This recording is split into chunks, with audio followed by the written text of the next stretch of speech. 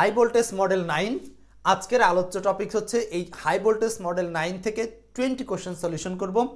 আমি আছি আপনাদের সাথে আলিম স্যার, আর এই প্রশ্নগুলো সংগ্রহ করেছি আমরা এক্সপার্ট ইংলিশ বই থেকে। একই সাথে যেটা বলবো, আজকের ক্লাস করলে অন্তত 1 মার্কস কমনের একটা নিশ্চয়তা পাবেন। তো আমরা কথা না বাড়িয়ে সরাসরি আজকের আলোচনার একদম প্রথম প্রশ্নে চলে যাব। দেখি আপনাদের উত্তর লাগবে এবং একই সাথে আমার সাথে আপনাদের কমিউনিকেট লাগবে। তো চলুন যাই প্রথম প্রশ্নে। আজকের প্রথম প্রশ্ন, হুইচ ওয়ার্ড ইজ কারেক্ট। এখানে 4টা শব্দ দেওয়া আছে, সো বলা হয়েছে কোনটি কারেক্ট। সো দ্রুত উত্তর করবেন আপনারা, দ্রুত, লেট করা যাবে না। দেখবো কার কার আনসারগুলো হচ্ছে।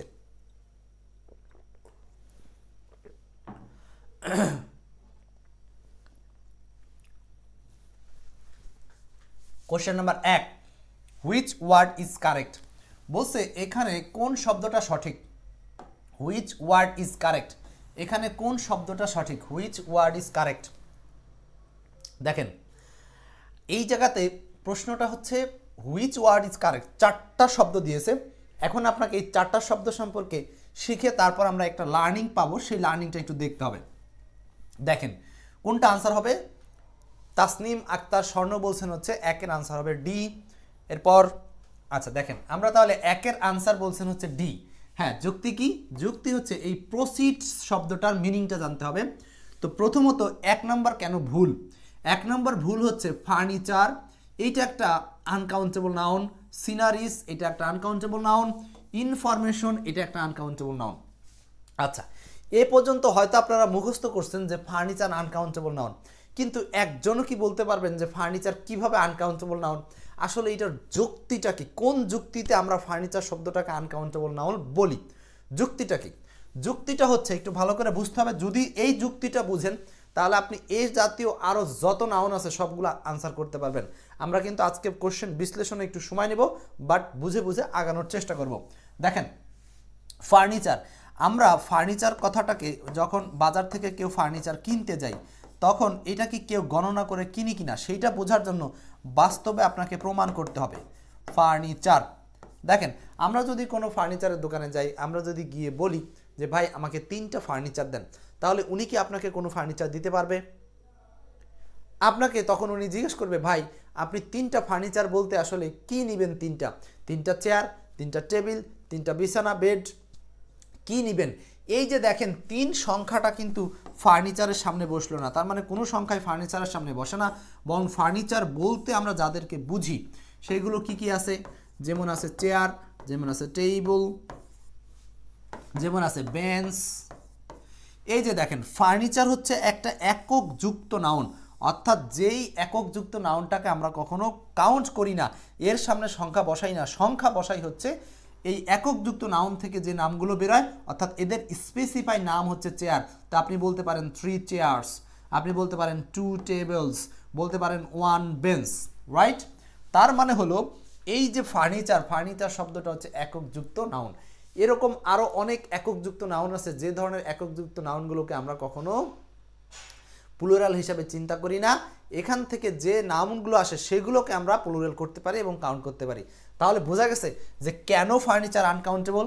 কারণ আমরা বাজারে গিয়ে কোনোদিনও বলি না যে ভাই আমাকে 3টা ফার্নিচার দেন, সংখ্যা এটার সামনে ব্যবহার করি না, মানে এটাকে কাউন্ট করি না। এটা একটা একক শব্দ, যেটাকে এই কারণে বলা হয় আনকাউন্টেবল নাউন। ঘটনা ক্লিয়ার হয়েছেন তো? আচ্ছা, এবার আসেন। তাহলে ফার্নিচার যেহেতু আনকাউন্টেবল, সেহেতু এটার সাথে এস হওয়ার কোনো যৌক্তিকতা নাই। ইনফরমেশন, ইনফরমেশনটা কেন আনকাউন্টেবল নাউন আমরা বলি? দেখেন ইনফরমেশন মানে হচ্ছে তথ্য। ইনফরমেশন মানে হলো তথ্য। সো এইটা হচ্ছে একটা ডেটা বা ডেটা থেকে তৈরি হওয়া একটা ইনফরমেশন। অনেকগুলো ডেটা থেকে এটা একটা সমন্বিত বা এক সিঙ্গল রূপে আসে। ঠিক সেইমভাবে আপনি যদি এটাকে চিন্তা করেন, দেখেন ইনফরমেশন, ইনফরমেশন কিন্তু তৈরি হয় হচ্ছে ডেটা দিয়ে। আর আমরা জানি ডেটা শব্দের সিঙ্গুলার প্লুরাল আছে, ডেটা শব্দের সিঙ্গুলার প্লুরাল আছে ডেটা, ডেটাম। তো দেখেন এই ইনফরমেশন শব্দটা এককযুক্ত শব্দ, যেটা হচ্ছে একইভাবে আনকাউন্টেবল নাউন, কিন্তু এটা বলতে যাদেরকে বুঝি বা ভাঙলে যাদেরকে পাই, ডেটা আর ডেটাম, এগুলো সিঙ্গুলার প্লুরাল হয়, মানে ডেটা থেকে ডেটাম হচ্ছে প্লুরাল হয়। ক্লিয়ার? আচ্ছা, সিনারিস, এখন বলেন সিনারি কিভাবে আনকাউন্টেবল নাউন? সিনারি তো মানে দৃশ্য। এখন কেউ যদি বলে ভাই এখানে একটা দৃশ্য আছে, ওখানে একটা দৃশ্য আছে, মানে এইভাবে যদি কেউ প্রশ্ন করে, তাহলে সিনারি কিভাবে আনকাউন্টেবল হচ্ছে? সিনারির বিষয়টা কি, কিভাবে আসলে আনকাউন্টেবল হয়? দেখেন সিনারি শব্দটা একটা সেন্স মানে একটা সেন্স বলতে কি বোঝাচ্ছি, এটা হচ্ছে একটা ভিউ বা একটা কল্পনা। কিভাবে? এখন এই যে ধরেন আমি আপনার সাথে লাইভ চালাচ্ছি, এখানে কি কি আছে, আপনি বললেন যে ভাই এটা একটা সিনারি, ওকে। সো আপনি এখানে সিনারি দেখাচ্ছেন, একটা সিনারি গণে বলতেছেন, কিন্তু আসলে যদি আপনি গণনা করে বলতে চান, যদি বলে যে ভাই এই সিনারির মধ্যে কি আছে, কয়টা কি আছে, এখন আসলে যদি এটা সিনারি হয়, সিনারি কিন্তু সরাসরি আপনি দেখতে পান না, এটা একটা কল্পনার বিষয়। সো যেটাকে কাউন্ট করা যাবে সেটা নিঃসন্দেহে গণা যাবে, প্রথম কথা হলো এটা। তো সিনারি বলতেছে কাউন্ট করা যায় না, তার মানে এটাকে দেখাও যায় না। এটাকে দেখা যাচ্ছে না কিভাবে? কারণ আপনি দেখতেছেন সিনারি বলতে এখানে দেখতেছেন কিছু তথ্য, একটা বোর্ড দেখতেছেন, একটা মানুষ দেখতেছেন, ক্লিয়ার? বোঝা গেছে? তার মানে অতএব এইটা হচ্ছে, এগুলো সব হচ্ছে আনকাউন্টেবল সেন্স। সিনারি আনকাউন্টেবল মানে এটাকে ধরা যায় না, ছোঁয়া যায় না। আপনি যদি সিনারিকে ছুঁইতে যান, দেখেন এখানে সিনারি কি ধরছেন, সিনারি ধরতে গেলে আসলে বোর্ড ধরে ফেলছেন, সিনারিকে ধরতে গেলে আমার গালে টাচ করছেন, তাই না? তার মানে হলো সিনারি শব্দটা আনকাউন্টেবল সেন্স, এটা হলো অনেক কিছুর সমন্বয়ে একটা ভিউ, যেটাকে আমরা আনকাউন্টেবল হিসাবে চিনব। মনে থাকবে? সুলাইমান বলছেন ফার্নিচার কি একটা ম্যাটেরিয়াল নাউন বলা যাবে? এক্স্যাক্টলি, যদি ফার্নিচার আপনি হচ্ছে আনকাউন্টেবল বলেন, তাহলে নিঃসন্দেহে আনকাউন্টেবল নাউন হয় হচ্ছে দুই প্রকার। আনকাউন্টেবল নাউন আবার দুই প্রকার হয়, জানেন তো? আনকাউন্টেবল নাউনকে দুই প্রকার হয়, একটা হচ্ছে হয় সেটা ম্যাটেরিয়াল বলা যায়, আর নয় সেটা অ্যাবস্ট্রাক্ট বলা যায়। এখন আনকাউন্টেবল যদি বাস্তব হয় তাহলে সেটা ম্যাটেরিয়াল। এই যে ফার্নিচার, এটা তো বাস্তব মানে আমরা এটাকে স্পর্শ করতে পারি, রাইট? যখন স্পর্শ করতে পারি তখন এটা হচ্ছে ম্যাটেরিয়াল নাউন। তাহলে ফার্নিচার হচ্ছে আরেক অর্থে কাউন্টেবল, আনকাউন্টেবল সেন্স দিয়ে আগালে এটা হচ্ছে একটা ম্যাটেরিয়াল নাউন। এটা একটা কি ম্যাটেরিয়াল নাউন, আনকাউন্টেবল এবং বলা যাবে ম্যাটেরিয়াল। তাহলে এইখান থেকে আমরা কি কি লার্নিং করলাম? এই তিনটা ওয়ার্ড সম্পর্কে লার্নিং করলাম। আর এক্সট্রা লার্নিং হচ্ছে প্রসিডস, যে শব্দটা আনসার ছিল। প্রসিডস হচ্ছে নাউন। দেখেন প্রশ্নটা কতটা ক্রিটিক্যালি করেছে, অথচ সবাই মনে করবে প্রসিড শব্দটাই মনে হয় ভুল শব্দ, না জানা অবস্থায়। তো প্রসিড মানে হচ্ছে অর্থ, আয় বা লাভ বা ফলাফল। প্রসিড মানে কি বলেন? অর্থ, আয় অথবা লাভ অথবা ফলাফল। সো আনকাউন্টেবল নাউনের প্লুরাল করা যায় না। আমরা এ বি সি এই তিনটে অপশন থেকে লার্নিং করলাম।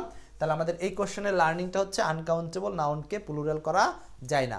আরেকটা লার্নিং হচ্ছে পঁচিশ শব্দটা আনকাউন্টেবল নাউন, কারণ এটার অর্থ হচ্ছে আয় বা লাভ, এটার সাথে জন্মগতভাবে এস আছে।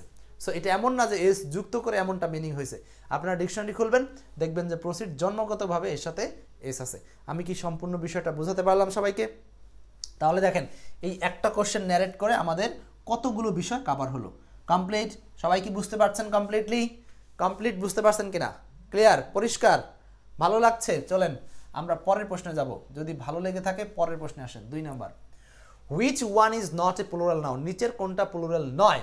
আমরা এখান থেকেও কিছু লার্নিং শিখবো। বলেন কোনটা আনসার? আনসারটা বলেন। 2 number,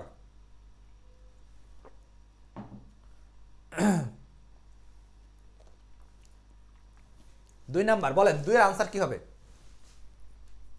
which one is not plural noun? নিচের কোনটা প্লুরাল না? নিচের কোনটা প্লুরাল না? হাসনা হেনা বলেছেন ইয়েস স্যার। ওকে, ক্লাসটা যতক্ষণ খুশি ততক্ষণ শেয়ার করবেন। আজকে কিন্তু আমরা দুর্দান্তভাবে বিশ্লেষণ করব, প্রত্যেকটা প্রশ্ন ভেঙে ভেঙে বিশ্লেষণ করব। আচ্ছা, হুইচ ওয়ান ইজ, দেখেন দ্রুত আনসার করেন। 2 এর আনসার বলছেন 1। এই প্রশ্নে বলা হয়েছে নট। দেখেন আমাদের একটা প্রশ্নে শুধু উত্তর করাই আমাদের মূল লক্ষ্য না, আমাদের মূল লক্ষ্য আনসার করা না। মূল লক্ষ্য হচ্ছে উত্তরের পাশাপাশি পুরো প্রশ্নটাকে বিশ্লেষণ করে বুঝে নেওয়া, যাতে এর সাময়িক কোনো প্রশ্ন আসলে আপনি সেটা আনসার করতে পারেন। সাদিয়া বলছেন 1 number answer. Okay, which one is not a plural noun? এখানে কোনটা প্লুরাল নাউন না? কোনটা প্লুরাল নাউন না? ওকে ফাইন, কোনটা প্লুরাল নাউন না? আমিরুল ইসলাম ইলিয়াস বলছেন ডি নাম্বার, বাশার বলছেন হচ্ছে শিপ। আচ্ছা, আর কেউ কিছু? দেখেন এখন এইখানে আমার একটা লার্নিংটা কি? শাহ আলম বলছেন ডি। আচ্ছা, লার্নিংটা হচ্ছে এখানে আনসার নিউজ, এটা যারা নিউজ আনসার করছেন ফটাফট সঠিক উত্তর হয়েছে। আচ্ছা, লার্নিংটা হচ্ছে নিউজ যদি প্লুরাল না হয় তাহলে এইগুলো প্লুরাল হতে পারে। কিভাবে প্লুরাল হতে পারে? ও সরি, নিউজ হচ্ছে সিঙ্গুলার আর বাকিগুলো প্লুরাল হতে পারে। কিভাবে হতে পারে? দেখেন এইখানে শিপ মানে ভেড়া, তাই না? শিপ মানে ভেড়া। তো শিপ আমরা জানি হচ্ছে ভেড়া, এই শব্দটাকে বলা হয় জিরো প্লুরাল। এটার বিশ্লেষণ কি? শিপ নিজেই সিঙ্গুলার, আবার শিপ নিজেই প্লুরাল। শিপ নিজেই সিঙ্গুলার, আবার নিজেই শিপ হচ্ছে প্লুরাল হিসাবে ব্যবহার করা হয়।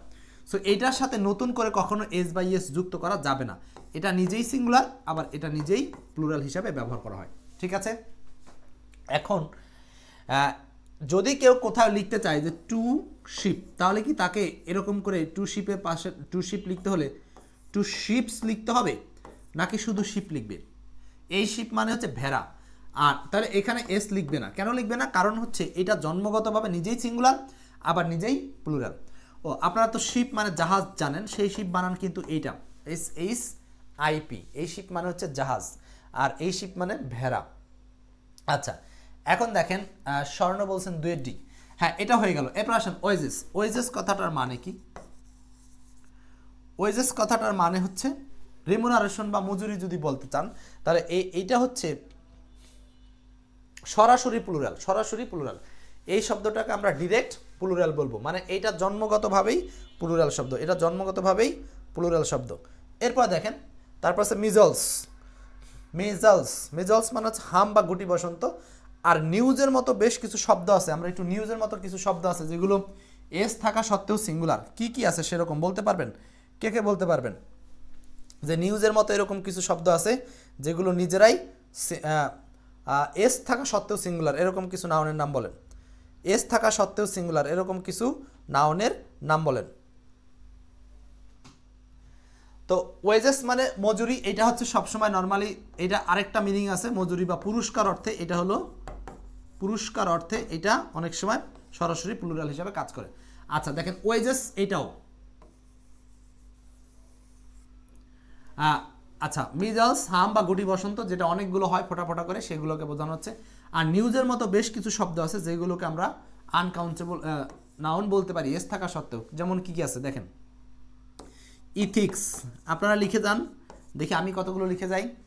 ইথিক্স মানে নীতিশাস্ত্র, ফিজিক্স মানে পদার্থবিজ্ঞান, এগুলো কিন্তু সব আনকাউন্টেবল সেন্স বলছি, এস থাকা সত্ত্বেও সিঙ্গুলার। নিউজ, ইথিক্স, ফিজিক্স, তারপরে দেখেন হচ্ছে phonetics, phonetics, economics, economics, mathematics, mathematics, statistics, লিখেন স্ট্যাটিস্টিক্স লিখে নেবেন, কারণ এগুলো সবই আপনাদের জন্য গুরুত্বপূর্ণ, কারণ এইগুলোই পরীক্ষার হলে আসবে এবং এগুলো নানানভাবে জাস্ট এই প্রশ্নটাকে ঘুরিয়ে অন্যভাবে নিয়ে আসবে। ঠিক আছে, নিউজ, ইথিক্স, গ্যালোস, গ্যালোস আছে, গ্যালোস, গ্যালোস মানে হচ্ছে ফাঁসির কাষ্ঠ বা ফাঁসির দড়ি, গ্যালোস, তাই না? ইথিক্স মানে হচ্ছে নীতিশাস্ত্র, ফনেটিক্স ধ্বনিতত্ত্ব ধ্বনিবিজ্ঞান, ইকোনমিক্স অর্থনীতি, ম্যাথমেটিক্স গণিত, স্ট্যাটিস্টিক্স পরিসংখ্যান, এই সমস্ত শব্দগুলোর সাথে জন্মগতভাবে এস আছে। তো জন্মগতভাবে এস থাকা সত্ত্বেও এগুলো আসলে একটা সেন্টেন্সে সিঙ্গুলার সাবজেক্ট হিসাবে ব্যবহার করব। ক্লিয়ার? মনিরুজ্জামান লিখেছেন কতগুলো শব্দ। তাহলে আমাদের এই প্রশ্নের লার্নিংটা কি দাঁড়ালো? এই প্রশ্নের লার্নিংটা দাঁড়ালো যে নিউজ শব্দটা যেমন এস থাকা সত্ত্বেও সিঙ্গুলার, একইভাবে আরও কিছু শব্দ শিখলাম, সেগুলো news, ethics, গ্যালোস, physics, economics, statistics, phonetics ইত্যাদি। সো এইগুলো আপনারা মনে রাখবেন, এতে করে আমাদের এই প্রশ্নের লার্নিংটা কমপ্লিট। ওকে, চলুন আমরা যাব পরের প্রশ্নে। তো ক্লিয়ারটা, প্রশ্নটা কি পরিষ্কার? পরিষ্কার, আন্ডারস্ট্যান্ড? ভালো লাগতেছে? বলেন ভালো লাগছে? বিস্তারিত বিশ্লেষণ সহ পড়ছি, ভালো লাগছে কিনা? 3 নম্বর প্রশ্ন, 3 নম্বর, পরের প্রশ্ন 3 নম্বর প্রশ্ন। কামরুজ্জামান বলছেন হচ্ছে স্ট্যাটিস্টিক্স, স্ট্যাটিস্টিক্স। আচ্ছা কামরুজ্জামান ইনিংস, রাইট, ইনিংস। আরেকটা কথা বলছেন ইনিংস মানে পর্ব, ইনিংস, রাইট, ইনিংস। এবার 3 নাম্বার, reading is an excellent habit, here the underlined word. এখানে আন্ডারলাইন্ড ওয়ার্ডটা কি? মনিরুজ্জামান একজন বলছেন হচ্ছে জিরান্ড, একজন বলছেন জিরান্ড, আর কেউ?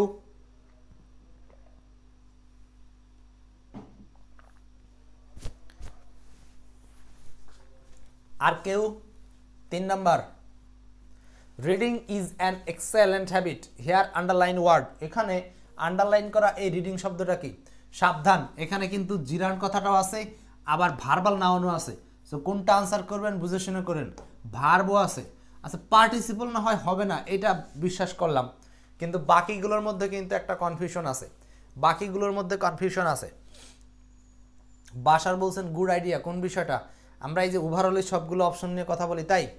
আচ্ছা, এমসিকিউ সলিউশন, আজকে থেকে এমসিকিউ সলিউশন হবে না, এখানে আমরা বিশ্লেষণ করব। বাসার বলছেন হচ্ছে 3-এর 1 নাম্বার ভার্বাল নাউন। কি বাসার মনে হয় কনফিউজড হয়ে বলছেন নাকি বাসার একটাই সঠিক? আমরা এক্ষুনি দেখবো ইনশাল্লাহ। দেখেন, আসেন এখানে মূল পর্বে আসি।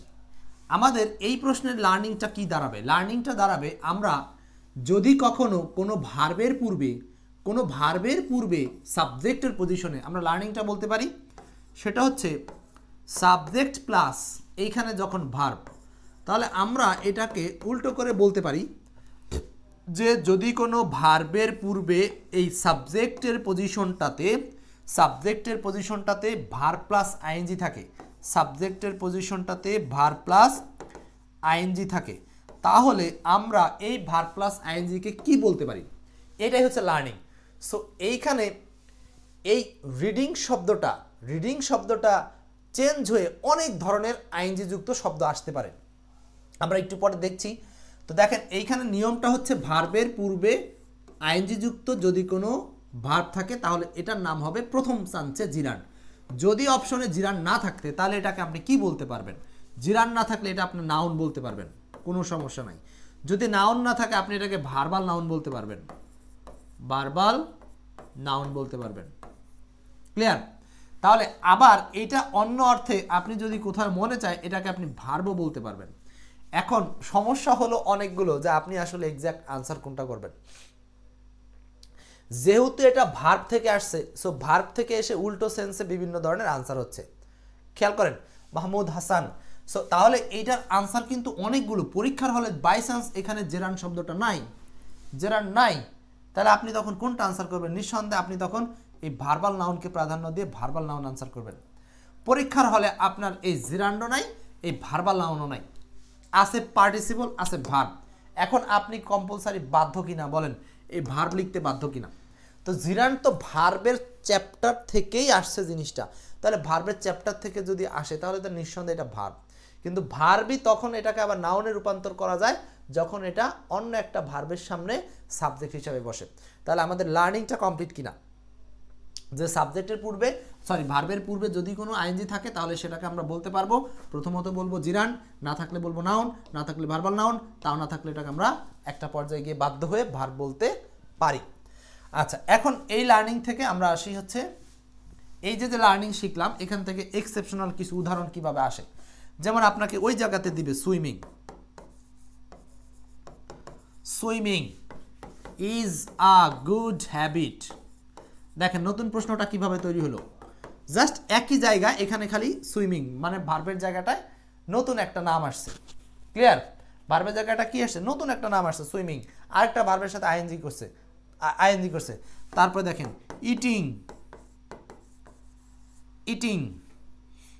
ইটিং ফুড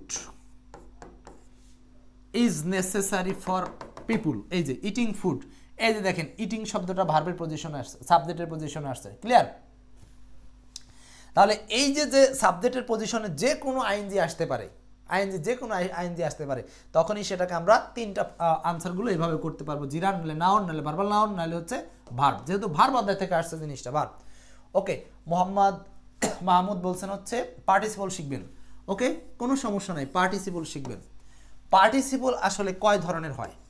পার্টিসিপল হয় প্রেজেন্ট পার্টিসিপল, মানে যেটাকে ভার্ব প্লাস আইএনজি বলি আমরা অনেক অর্থে। আরেকটা হচ্ছে পাস্ট পার্টিসিপল, যেটাকে আমরা V3 বলি। আরেকটা হচ্ছে পারফেক্ট পার্টিসিপল হচ্ছে হ্যাভিং প্লাস V3 বসে। ক্লিয়ার? এখন এইটা আপনাকে ইউজেস দিয়ে বুঝাইতে হবে। পার্টিসিপলের যে তিনটা sense, present participle, verb plus ING. এখন অনেকে বলবেন যে ভাই ভার্ব প্লাস আইএনজি তো জিরান্ড হয়। হ্যাঁ, present participle verb plus ING অবস্থা, এটা হলো অ্যাডজেক্টিভ। মনে রাখবেন আইএনজি অবস্থাতে দুইটা জিনিস। আমি এখানে একটু লিখে দেখাই, এটা একটু মুছে দিলাম। দেখেন আমি একই জিনিস দেখাই, যেমন যদি বলি এরকম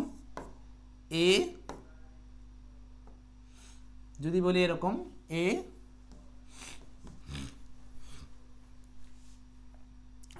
সাধারণ ওয়ার্ড বলি আমরা এখানে একটা এ রানিং ম্যান। আচ্ছা, এই সেন্টেন্স এই জায়গাটাতে দেখেন এই যে রানিং রানিং শব্দটা আর্টিকেল আর নাউনের মাঝখানে বসে আইএনজি অবস্থায় আছে। সো এটা একটা অ্যাডজেটিভ। কিভাবে? এই যে ম্যানের অবস্থা প্রকাশ করছে, মানুষটা কি অবস্থায় আছে? রানিং, দৌড় অবস্থায় আছে, তাই না? তো মানুষ যখন এই রানিং আছে, এটা মানুষের অবস্থা।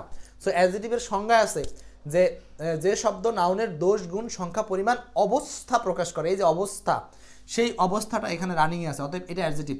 এই অবস্থায় এই আইএনজি যুক্ত অপশনটাকে বলা হচ্ছে প্রেজেন্ট পার্টিসিপল, এটাকে বলা হচ্ছে প্রেজেন্ট পার্টিসিপল। আরেকটা জিনিস এখানে যদি আরেকটা উদাহরণ দিই আমরা, এরকম রানিং মানে দৌড়ানো is a good exercise, running is a good exercise. এই সেন্টেন্সটাতে দেখেন এখানে কিন্তু যে রানিং শব্দটা আছে, এই রানিং শব্দটা জিরান্ড হিসাবে বসছে। কেন জিরান্ড? এখানকার এই রানিং শব্দটা জিরান্ড। কিভাবে জিরান্ড হলো বলেন তো? এইখানে এই যে একটু আগে বললাম ভার্বের আগে সাবজেক্টের পজিশনে ভার্ব প্লাস আইএনজি, সো এটা যেহেতু নাউনের পজিশনে, অতএব এটাকে আমরা বলবো হচ্ছে জিরান্ড। তার মানে একই শব্দ ভার্ব প্লাস আইএনজি, শুধু অবস্থানগত কারণে এটার নাম চেঞ্জ হয়ে যাচ্ছে। কি মজার বিষয় না? তাহলে আপনাকে যখন এই জিনিসগুলো বিশ্লেষণ করে দেখাবো, নিঃসন্দেহে আপনার এগুলো ভালো লাগবে। কেন ভালো লাগবে? কারণ একটা প্রশ্ন থেকে আপনি কতগুলো প্রশ্ন সমাধানের একটা সুযোগ পাচ্ছেন, তাই না? দেখেন তাহলে ক্লিয়ার কিনা? মাহমুদ হাসানের উসিলায় অন্যরাও ক্লিয়ার হয়ে গেছেন। মাহমুদ হাসানের উসিলায় অন্যরাও বিষয়টা নিয়ে ক্লিয়ার আশা করছি। ওকে, তাহলে আমরা প্রেজেন্ট পার্টিসিপল আর জিরান্ডের পার্থক্য বুঝলাম। প্রেজেন্ট পার্টিসিপল হচ্ছে ভার্ব প্লাস আইএনজি অবস্থায় অ্যাডজেটিভের কাজ করবে, আর জিরান্ড হচ্ছে নাউনের কাজ করবে ভার্ব প্লাস আইএনজি অবস্থায়। একদম কথা সহজ করে দিলাম, আর ঝামেলা থাকার কথা না। একই সাথে আমাদের এই যে প্রেজেন্ট পার্টিসিপল এবং জিরান্ডের ক্লাসটা কমপ্লিট হলো। মনির ভাই ক্লিয়ার? ওকে, তাহলে আমরা এই প্রশ্নটা চেঞ্জ করতে পারি। আশা করছি আপনাদের লার্নিং কমপ্লিট। এখন আসেন 4 নম্বর প্রশ্ন। 4 নম্বর, জিরান্ড কাজের নাম ভার্ব প্লাস আইএনজি যুক্ত হলে পার্টিসিপল, এটা সঠিক বলা যাবে কিনা স্যার? সরি, আপনার আরেকটা একটু দেখছি কি বলছেন। শব্দের শুরুতে ভার্বের সাথে আইএনজি যুক্ত হলে জিরান্ডে মতো কাজ করবে। 1 মিনিট, শব্দের শুরুতে আইএনজি যুক্ত হলে জিরান্ড, মধ্যে বা শেষে ভার্ব প্লাস আইএনজি যুক্ত হলে পার্টিসিপল, এটা বলা যাবে কিনা? শাহ আলম, না, এই কথাটা বলা যাবে না। শাহ আলম ভাই, এই কথাটা বলা যাবে না, কারণ এই কথাটা বললে বিপদ আছে। কোথায় বসলে কি হবে সেটা না, বরং সেটার কাজ বুঝতে হবে। ও যেখানেই বসুক ওর কাজের উপর নির্ভর করবে। কেননা আমি এই যে একটু আগে আপনাকে বলছি, তাহলে আপনার ওই প্রশ্নে আবার যাচ্ছি। এই একজনের কমেন্টটা একটু কমেন্ট অনুযায়ী একটা আনসার করতেছি, ক্লিয়ার? আমি আবার ওখানে যাচ্ছি, সরি লাগবে তাই। দেখেন একজন বলছেন এরকম, দেখেন আমি যদি এখানে একটা আনসার প্রশ্ন করি, এ রিডিং রুম, আচ্ছা, আরেকটা বললাম এ রিডিং ম্যান। এই দুইটা প্রশ্নের মধ্যে কিন্তু পার্থক্য আছে। এখন আপনি যদি বলেন যে শব্দের মাঝে থাকলে সেটা অ্যাডজেটিভ, শব্দের মাঝে থাকা অ্যাডজেটিভ, তাহলে ধরা খাবেন। কেন? কারণ এইখানে যে মাঝে আছে এ রিডিং, এই মাঝের এটা অ্যাডজেটিভ না, এইটা আসলে নাউন। এটা আসলে কি? নাউন। এখন বলবেন কিভাবে নাউন হলো? সেই তরিকাতে যাচ্ছি, দাঁড়ান। এটা হলো নাউন, আর এইখানে যে রিডিং আছে এইটা হলো অ্যাডজেটিভ। আচ্ছা, এখন এই তরিকাটা কি, মানে এর সমস্যাটা কি, কিভাবে তৈরি হলো জিনিসটা? দেখেন, আপনি অ্যাডজেটিভ বলতে হলে নিঃসন্দেহে সেটা নাউনকে নিয়ে বা প্রোনাউনকে নিয়ে কথা বলতে হয়। সো এখানে রিডিং ম্যান, ম্যানের অবস্থাটা কি বলেন তো? এই জায়গাতে এই পোর্শনে 2 নাম্বারটাতে ম্যানের অবস্থা কি? ম্যানটা কোন অবস্থা ছিল? পড়ছিল, বরবর পড়তেছিল, তাই না? তাহলে এটা মানুষের অবস্থা। অর্থাৎ এখানকার রিডিং শব্দটা মানে একটা পড়ন্ত মানুষ, অর্থাৎ পড়ছে এমন একটা মানুষ। তার মানে এই লোকটা হচ্ছে এখানে এই ম্যানটাকে নিয়ে কথা বলছে, এই রিডিং, অতএব এটা অ্যাডজেটিভ। আর এটাকে আপনি বলতে পারবেন হচ্ছে এই রিডিংকে প্রেজেন্ট পার্টিসিপল বলতে পারবেন। কিন্তু এই জায়গাতে আপনি বলেন তো, রুম কি নিজে কখনো পড়তে পারে? এটার বাংলা কি এরকম যে এ রিডিং রুম একটা পড়ন্ত রুম? অবশ্যই না। তার মানে এইখানে কিন্তু রিডিং শব্দটা যতই নাউন আর আর্টিকেলের মাঝে বসুক, এটা কিন্তু এই রুমের অবস্থা প্রকাশ করছে না। রুমের অবস্থা, রুম ভালো মন্দ, ছোট বড়, হ্যাঁ এরকম কিছু হবে, কিন্তু রুম তো আর পড়তে পারে না রে ভাই। তাহলে এটা আসলে কেসটা কি? এই কেসটা হলো এরকম, ইংরেজরা যেটা করে, ইংরেজদের কাজ, এটা ইংরেজদের বদমাইশি। এটাকে ওরা ছিল এই জিনিসটা এরকমভাবে ছিল হচ্ছে এরকমভাবে, এ রুম ছিল হচ্ছে a room for reading, a room for reading ছিল এরকম, এ রুম ফর রিডিং। তার মানে এ রুম আলাদা ছিল, ফর রিডিং মানে পড়ার জন্য একটা রুম। তাহলে এ রিডিং রুম বলতে আপনি তো এটাই বুঝেন যে পড়ার জন্য একটা রুম, রাইট? তাহলে এইখানে কিন্তু পড়ার জন্য একটা রুম, অতএব এইখানে দেখেন ফরের পরে রিডিং, এই যে পড়া, এই পড়া প্রিপোজিশনের পরে একটাই শব্দ ছিল, অতএব এইটা হচ্ছে নাউন ওয়ার্ড। এই কারণে এখানকার এটা হচ্ছে নাউন ওয়ার্ড। এই ভার্ব প্লাস আইএনজি যখন নাউনের কাজ করছে তখন নিঃসন্দেহে এটাকে আমরা বলবো হচ্ছে জেরান্ড, এটাকে বলবো জেরান্ড। ক্লিয়ার? দেখেন তাহলে আপনার যে কনসেপ্টটা আমাকে প্রশ্ন করেছিলেন হচ্ছে কে, শাহ আলম ভাই, আপনি বলছিলেন যে শুরুতে বা মাঝে থাকলে, শুরুতে থাকলে জিরান বলবেন, মাঝে থাকলে পার্টিসিপল বা অ্যাডজেক্টিভ বলবেন। এইটা কখনো সত্যি না। সত্যিটা হলো আপনাকে বেসিকটা বুঝতে হবে। আপনি যদি ডিপটা না বুঝেন তাহলে তো এরকম হাজার হাজার টিচার আছে যারা বোর্ডে এসে পড়ায়, কিন্তু এই বেসিকটা কয়জনের জানা আছে? হাজার হাজার স্টুডেন্ট চাকরি পায়, কিন্তু এই বেসটা কয়জনের জানা আছে? এই জন্য জানতে হবে। ওই শুধু সূত্র আর কৌশল থাকলেই হবে না, পাশাপাশি ইন্টারনাল নলেজটাও আমার লাগবে। ক্লিয়ার? শাহ আলম ভাই, শাহ আলম ভাই রুসিলে অন্যরা বুঝছেন কিনা? শুধু মাঝে থাকলে আমরা সেটাকে অ্যাডজেক্টিভ বা প্রেজেন্ট পার্টিসিপল বলবো না, বুঝতে হবে যে ওটা পাশের নাউনকে মডিফাই করে কি না। আমার মনে হয় লার্নিংটা 100% ক্লিয়ার। আমি এখন শেষ করে পরেরটা যেতে পারি কি না বলেন? ওকে, পরেরটাই যে আমরা অনেক কথা বলেছি, ওটাতে 4 নাম্বারটা বলেন। 4 দেখি এইটাতে আপনাদের কি লার্নিং শেখানো যায়। প্রশ্ন নাম্বার 4 বলেন কি হবে आंसर?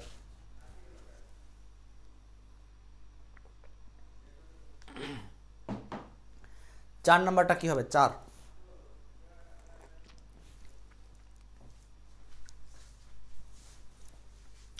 কি বিশ্লেষণগুলো আপনাদের প্রয়োজন আছে কিনা? ভালো লাগতেছে বলেন। হাসনা হেনা বলছেন হচ্ছে জি স্যার। বলেন কি হবে आंसर? খুব ঠান্ডা লাগছে ভাই, গলা বসে বসে যাওয়ার জন্য মাঝে মধ্যে একটু লেবু খাচ্ছি। আচ্ছা দেখেন, I kept the pencil dash the pencil box, এটার আনসারটা কি হবে? এখানে অল্প কিছু লার্নিং আছে, আমরা লার্নিংটা একটু শিখবো। I kept the pencil dash the pencil box, 4 number. এখানে এটা হচ্ছে আমরা দিয়েছি প্রেপোজিশনের ব্যবহার, প্রেপোজিশনের ব্যবহার। এখানে আমরা যদি একটু খেয়াল করি, কিপ সামথিং, এটার বিশ্লেষণটা কি? আপনি বিশ্লেষণটা বুঝলে পরবর্তীতে এরকম করে যে কোনো হাজার হাজার এক্সাম্পল ফিনিশ করতে পারবেন। দেখেন এখানে বলছে কিপ, এসটিএস মানে আমরা সামথিং বোঝাই। আমাদের এই এক্সপার্ট ইংলিশ বইতে দেখবেন এসটিএস লেখা আছে প্রেপোজিশন অধ্যায়। সো এসটিএস মানে হলো সামথিং। ও আজকে তো ক্লাস শেয়ার করে নাই, তাড়াতাড়ি শেয়ার করলে কিন্তু এই বই পাওয়া যাবেন। আর মাত্র একদিন আছে এই সপ্তাহ পূরণ হতে। এই সপ্তাহের মধ্যে যারা সাপ্তাহিক, গত সপ্তাহে কিন্তু বই জিতেছেন কামরুজ্জামান রতন, এই সপ্তাহে কে জিতবেন তাড়াতাড়ি রেডি হন। কিপ সামথিং, এই যে কিপ সামথিং প্লাস যা বসবে সেটা হলো কিপ সামথিং। এরপরে যদি আবার এইখানে বোঝায় সাম প্লেস, সাম প্লেস, আমি এখানে প্লেস কথাটাই বলি, প্লেস, অথবা আপনি কারো কাছে রাখলেন। হ্যাঁ আচ্ছা, এখন এইটা হলো স্থান বোঝালাম, প্লেস, প্লেস, কিন্তু এই প্লেসটা আবার আবদ্ধ প্লেসের মতো বোঝাচ্ছে। কিন্তু এখন কিপ সামথিং, কোনো কিছু রাখবেন কোনো একটা প্লেসে, সো এই অবস্থাতে আপনি সেই প্লেসটা যদি আবদ্ধ হয়, আবদ্ধ প্লেস, আবদ্ধ স্টাইলে হয়, আবদ্ধ স্টাইলে হয়। আবার এইখানে যদি প্লেস না থেকে ঝামেলাটা কোথায় দেখেন, আপনি যদি কিপ প্লাস সামথিং, আপনি কোনো কিছু রাখলেন প্লাস এইখানে আর প্লেস নাই, এখানে আছে ব্যক্তি মানে ম্যান, হ্যাঁ ব্যক্তির কাছে রাখলেন অথবা কোনো প্রতিষ্ঠানের কাছে রাখলেন, প্রতিষ্ঠান বা ব্যক্তি মানুষের কাছে রাখলেন আপনি, তখন এইখানকার বিশ্লেষণটা কি বলে? এখন বলেন তো আপনারা, এই জায়গাতে আমি কোন প্রিপোজিশন দেব আর এইখানে কোন প্রিপোজিশন দেব? এখন মনে হয় আপনার জিনিসটা ক্লিয়ার হবে। সো আপনি দেবেন হচ্ছে যখন আবদ্ধ স্থানে কোনো কিছু রাখছেন কিপ সামথিং, তখন হচ্ছে ওইটার ভিতরে রাখছেন, মানে আনসারটা হচ্ছে ইনসাইড, আনসারটা হচ্ছে ইনসাইড। কিন্তু আপনি যখন এইটা কোনো ব্যক্তি বা প্রতিষ্ঠানের নিকট রাখছেন তখন এইটা হচ্ছে টু দিতে হবে, টু, কথার কথা এইখানে যদি থাকতো পেন্সিল না থাকলে আপনি যদি বলতো, এখানে যদি দেওয়া থাকতো যে দ্য ম্যান, দ্য টিচার, তখন আপনি এখানে টু দিতেন, তাই না? আচ্ছা, আর তাহলে এখানে দেখেন হচ্ছে কামরুজ্জামান রতন, বই তো আজকে পাঠিয়ে দিয়েছি আপনার কাছে, ফোন যাওয়ার কথা, কালকেই ফোন পেয়ে যাবেন। আচ্ছা দেখেন, তাহলে এখানে হবে inside the place, inside the place, inside the place, keep something inside some place. এখন এইখানে হাজার হাজার সামথিং আসতে পারে আর হাজার হাজার প্লেস আসতে পারে। এখন আমরা এটাকে ঘুরিয়ে যদি চিন্তা করি তাহলে আনসার পাবেন। যেমন আমি যদি বলি যে keep the book inside the bag, clear? Keep the book inside the bag. আবার বললেন keep the chair inside the room, রুমের ভিতরের সাইডে রাখো। এরকম হতে পারে না যে keep some money inside the box, keep some money inside your money bag. তাহলে বুঝতেছেন, তার মানে এই একটা জায়গা থেকে কত ধরনের সেন্টেন্স মেকআপ করে আপনাকে প্রশ্ন তৈরি করে দিতে পারে পরীক্ষার হলে। সো আপনি যদি একটু বিশ্লেষণটা বুঝেন তাহলে কিন্তু আপনার জন্য এটা কঠিন কিছু না। ইংলিশ 20 কিন্তু ভালো করে শিখতে পারলে এটা মধু, ঠিক আছে? আচ্ছা এবার দেখেন পরেরটা, keep something to some one বা সাম অর্গানাইজেশন। সো আপনি এরকম বললেন যে keep some money to my father, মানে আমার পিতার কাছে কিছু টাকা রাখো, কিছু বই রাখো, ক্লিয়ার? এখন তাহলে এই দুইটা বিশ্লেষণ ক্লিয়ার কিনা? তাহলে এই প্রশ্নের লার্নিংটা কি? এই প্রশ্নের লার্নিংটা হচ্ছে এই কিপের পরে আপনি এখানে কি বসাবেন সেটা নির্ভর করছে এইখানে কে আছে। তার মানে আমাকে বুঝতে হবে প্রিপোজিশন বসানোর পর ক্ষেত্রে এইখানকার পজিশনটা কি, যার পাশে যার আগে প্রিপোজিশনটা বসাবো সেটা প্লেসের আগে ইনসাইড, ব্যক্তির আগে টু, তার মানে যার আগে প্রিপোজিশনটা বসাবো সেইটা বুঝতে হবে।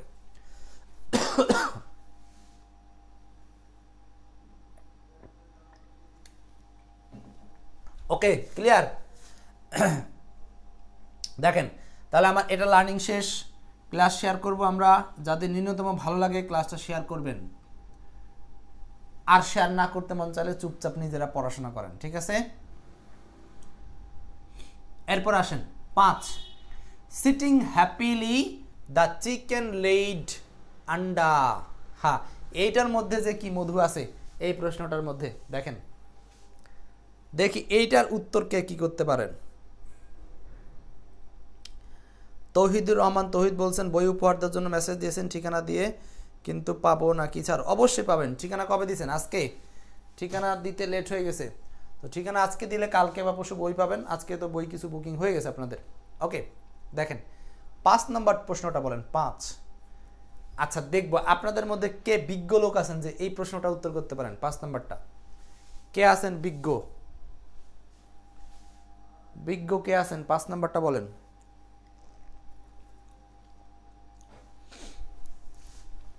পাঁচ নম্বর প্রশ্ন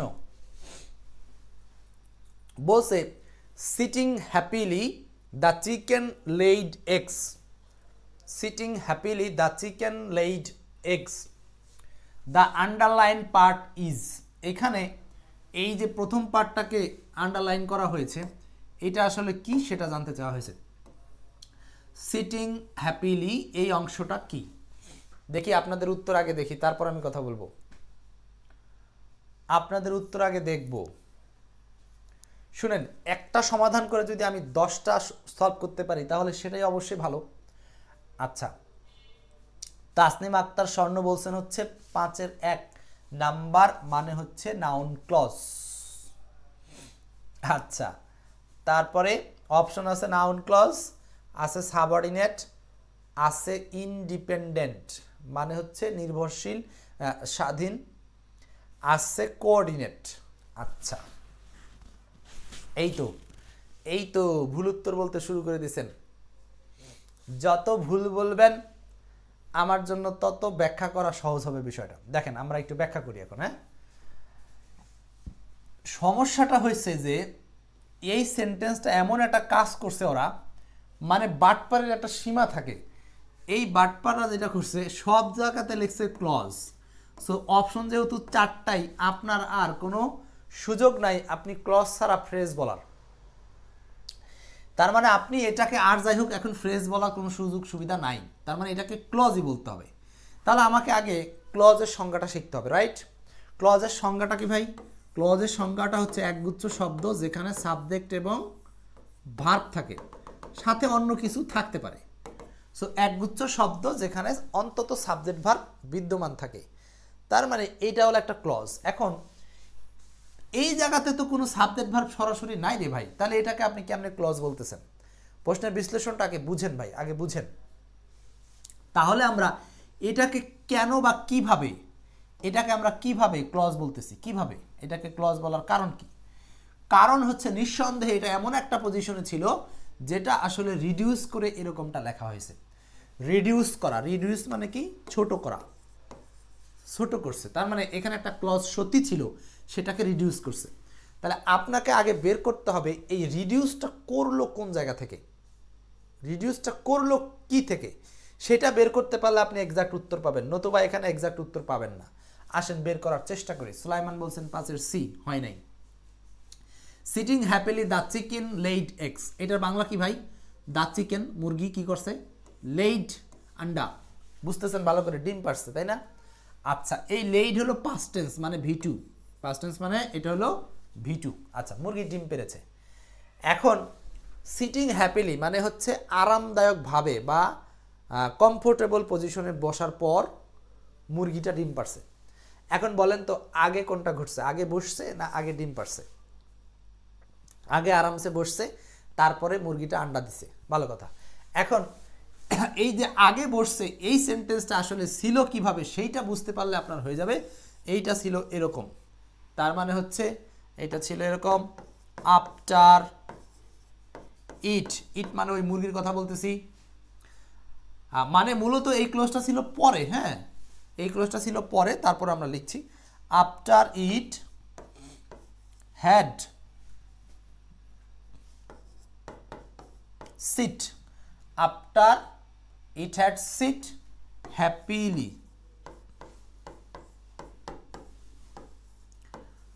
এরপরে কমা দিয়ে বাকি অংশ হলো ওইটা ছিল, ওইটা কি? The chicken laid egg, the chicken laid egg. এখন দেখেন তো এই বাক্যের বাংলাটা কি হয়েছে? আফটার ইট, ইট মানে হলো চিকেন, মানে মুরগি। তাহলে মুরগিটি ভালোভাবে বসলো, তার মানে ভালোভাবে বসার পর সে হলো কি করেছে? ডিম পেরেছে। এখন দেখেন এইবার নিঃসন্দেহে আপনি বুঝবেন যে এইটা একটা সাবঅর্ডিনেট ক্লজ ছিল। এই যে সাবঅর্ডিনেট ক্লজটা, এই সাবঅর্ডিনেট ক্লজটা হচ্ছে এখানকার আনসার সাবঅর্ডিনেট ক্লজ। এখন আপনাদের এরপরে আরেকটু প্রশ্ন আসবে যে এইটা কি ইন্ডিপেন্ডেন্ট মানে কি? ইন্ডিপেন্ডেন্ট মানে তো প্রিন্সিপাল ক্লজ রে ভাই, ইন্ডিপেন্ডেন্ট মানে কি? প্রিন্সিপাল। দেখেন বুঝতে কোথায় ভুল করছেন, প্রিন্সিপাল মানে কি? প্রিন্সিপাল মানে তো মেইন ক্লজ রে ভাই। তো এইটা কি মেইন ক্লজ? মেইন ক্লজ তো সেইটাই যেই ক্লজের সামনে কোনো কনজাংশন নাই।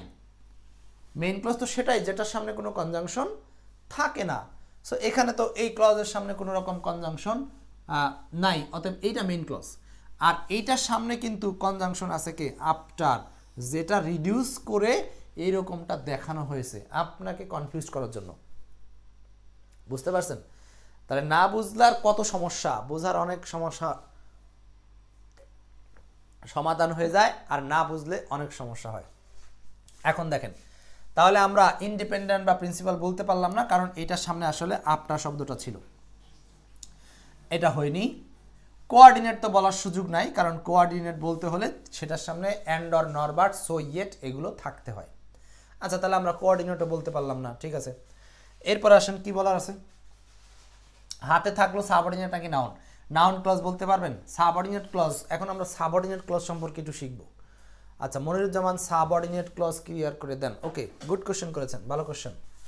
দেখেন সাবঅর্ডিনেট ক্লিয়ার ক্লজ করি। Subordinate, subordinate clause, subordinate clause হচ্ছে সেই ক্লজ যেই ক্লজের সামনে, মানে সাবজেক্ট ভার্বের এই ক্লজের সামনে আপনার কনজাংশন থাকবে সাবঅর্ডিনেটগুলো। সাবঅর্ডিনেট কোনগুলো? অ্যান্ড অর নর বাট সো ইয়েট ফর, এই কটা বাদে কোঅর্ডিনেট যেগুলো আছে অ্যান্ড অর নর বাট সো ইয়েট ফর, এই কয়েকটা বাদে যত কনজাংশন আছে সব সাবঅর্ডিনেট। যেমন কি? যেমন বিফোর, আফটার, টিল, আনটিল, দো, অল দো, সিন্স, হ্যাঁ, তারপরে দ্যাট, ইভ, যত দেখতে পান, সো দ্যাট, হ্যাঁ, এগুলো সব সাবঅর্ডিনেট। তার মানে যেই ক্লজের সামনে, এটা একটা ক্লজ, এই যে ক্লজের সাবজেক্ট, এই যে হলো ক্লজের সাবজেক্ট, এই যে হলো ক্লজের ভার্ব, তো এর সামনে আফটার আছে, অতএব এটা সাবঅর্ডিনেট। এখন আসেন সাবঅর্ডিনেট ক্লজ আপনারা চিনলেন, এখন আপনাদের একটা প্রশ্ন আছে যে সাবঅর্ডিনেট তো চিনলাম ভাই, তো সাবঅর্ডিনেটের তো আবার ক্যাটাগরি আছে, নাউন নাকি অ্যাডজেক্টিভ নাকি অ্যাডভার্ব, ইহা বুঝবো কি করে? তার মানে এখন কি ক্লজ পড়াবো? বলেন, ক্লজ পড়াবো? পড়বেন? সাবঅর্ডিনেটের যে ক্যাটাগরি আছে, সো এটা নাউন কেন হলো না? সাবঅর্ডিনেটের ক্যাটাগরি তিনটা, জানেন তো? সাবঅর্ডিনেটের ক্যাটাগরি তিনটা, নাউন আছে, অ্যাডজেক্টিভ আছে, আর হলো অ্যাডভার্বিয়াল আছে। অ্যাডভার্বিয়াল তিন ধরনের আছে।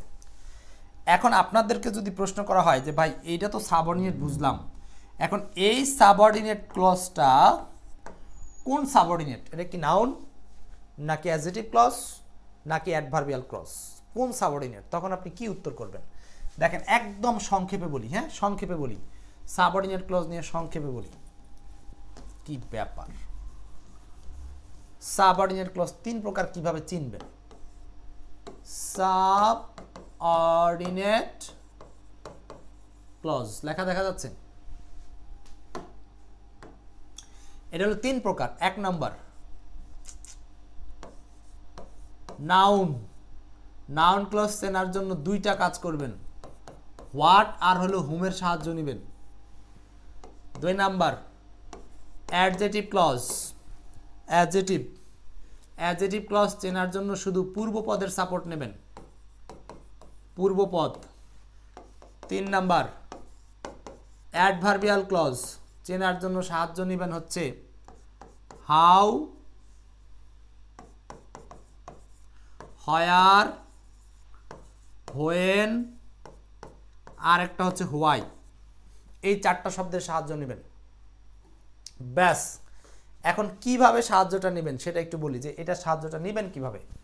খেয়াল করেন, এটা সাহায্যটা নেবেন হচ্ছে এই যে এই বাক্যটার মধ্যে যে কনজাংশন আছে, কনজাংশনের সাথে যেটা থাকে এটা সাবঅর্ডিনেট, আর এই কনজাংশন যুক্তটা বাদে অন্য যেটা থাকে এটার নাম হলো মেইন ক্লজ, তাই না? তার মানে এখানে মেইন ক্লজ ছিল দা চিকেন লেইড এগ।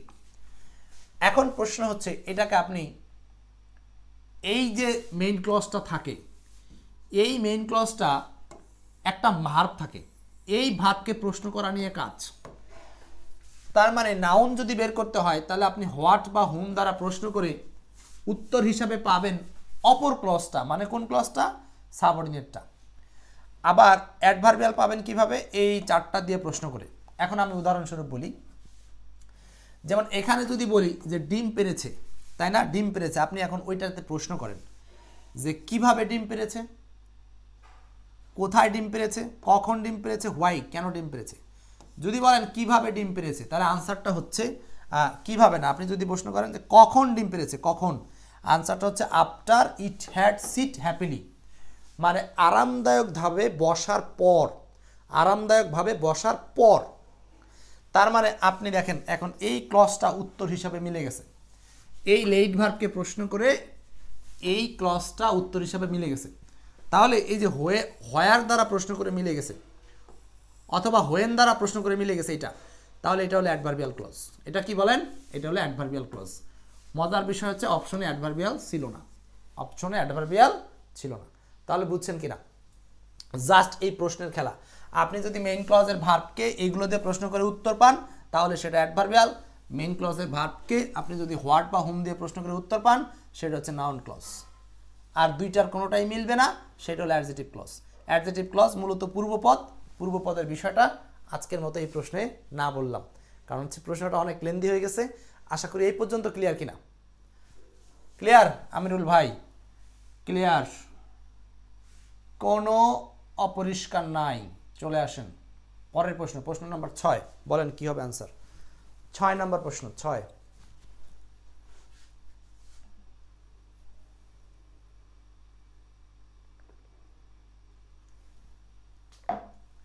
6 নম্বর কি হবে?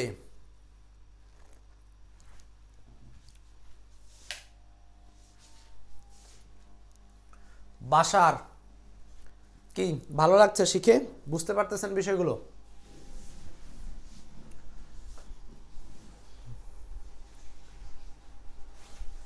গরম 6 নাম্বারটা বলতে হবে। 6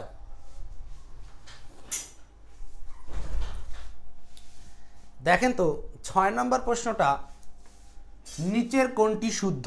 6 নাম্বার বলছে নিচের কোনটি শুদ্ধ। ওকে, নিচের কোনটি শুদ্ধ? আসেন আমরা আনসার করি। এইখানে অল্প একটু লার্নিং শিখাবো, অনেক বেশি লার্নিং শিখাবো না, ছোট্ট একটু লার্নিং শিখাবো এখানে। 6 নাম্বার, 6 নম্বরে বলছে Hasan has choosed the right পথ, হাসান হ্যাজ চুজেন দ্য পথ, Hasan has choose the right পথ, Hasan has choosing the right পথ। খুব ভালো, দেখি আপনাদের পক্ষ থেকে কি উত্তর হয়, এটার কি উত্তর হবে বলেন। 6 নম্বর প্রশ্ন। 6 আজকে ক্লাস কে কে শেয়ার করেন নাই তারা কিন্তু অপরাধী। এত কষ্ট করতেছি, এইগুলো যদি অন্যকে না দিতে পারেন তাহলে আপনারা সোয়াব কি করে পাবেন? রমজান মাসে যত বিলি করবেন তত সোয়াব পাবেন। শাকিল বলছেন হচ্ছে 6 এর খ নাম্বার, শাকিল আহমেদ বলছেন 6 এর খ।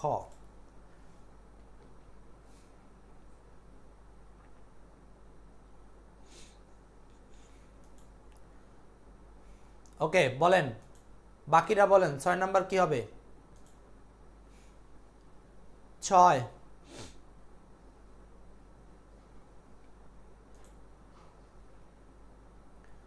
6 নাম্বার, এটা আরেকটা গুরুত্বপূর্ণ প্রশ্ন কিন্তু 6 নাম্বারটা।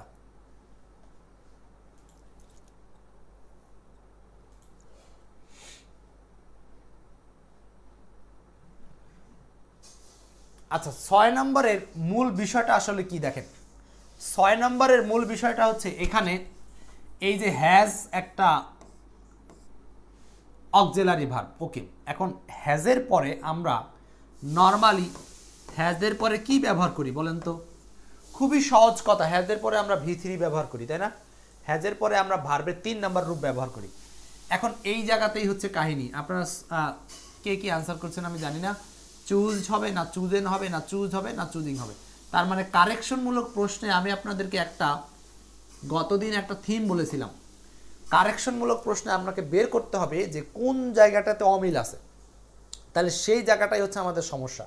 তাহলে ওই জায়গাটা বের করলে আনসার পাবেন। এখন বলেন, এইখানে ভার্ব হলো চুজ, এটা লার্নিংটা হচ্ছে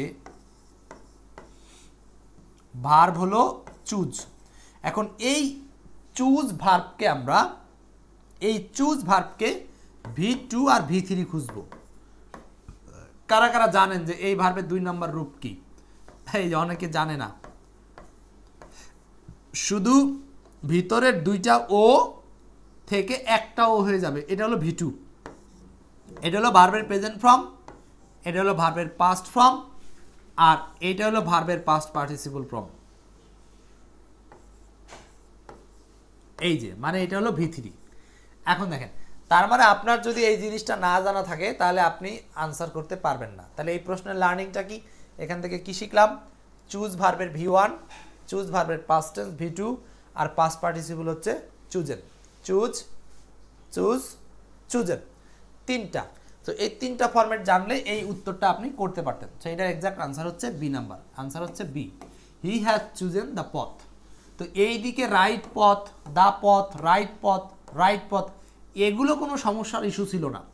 সমস্যার ইস্যুটা ছিল এই যে এখানকার হ্যাজের পরে যে V3 বসানো দরকার, এইটা নিয়ে সমস্যার ইস্যু ছিল। বুঝতে পারছি তো সবাই? বুঝতে পারছেন? ওকে, মাহমুদ বলছেন হচ্ছে ক্লজের উপরে একটা শর্ট ক্লাস নিব না। ঠিক আছে, নিব। তার মানে খুবই শর্টকাটে বোঝা যায় এইভাবে কিছু একটা ক্লাস নিব, তাই তো? ওকে, তাহলে এটা বুঝতে পারছেন? আমি এটা চেঞ্জ করলাম। চলে আসেন 6 এর পরে 7 নাম্বার প্রশ্ন কি হবে? 7 প্রশ্ন নাম্বার 7 বলতে হবে কি হবে 7 এর answer. I went to the library with a view to dash knowledge. I went to the library with a view to dash knowledge. I went to the library with a view to dash knowledge, কি হবে answer?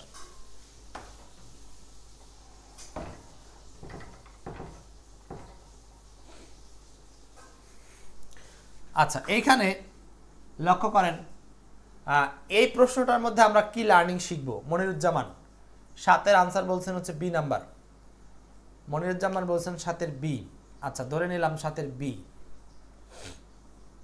কিন্তু এটা কেন 7-এর beta কেন হলো?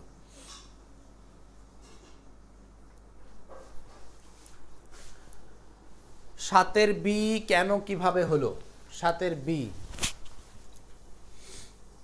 With a view to এর পরে ING যুক্ত ভার্ব বসে। ওকে, এখন এখান থেকে আর কি কি এক্সট্রা লার্নিং আমরা নিতে পারি সেটা একটু বোঝার চেষ্টা করি। আগে বলি, দেখেন 7 number, I went to the library with a view two. I went to the library with a view two. এই যে এখান থেকে কয়েকটা এক্সেপশনাল কিছু জিনিস বলবো, এই এক্সেপশনালগুলো যদি আপনি মনে রাখতে পারেন আপনার জীবনে বেশ কিছু উন্নতি সাধন হবে। কি সেই উন্নতি সাধন একটু দেখাচ্ছি, দেখেন।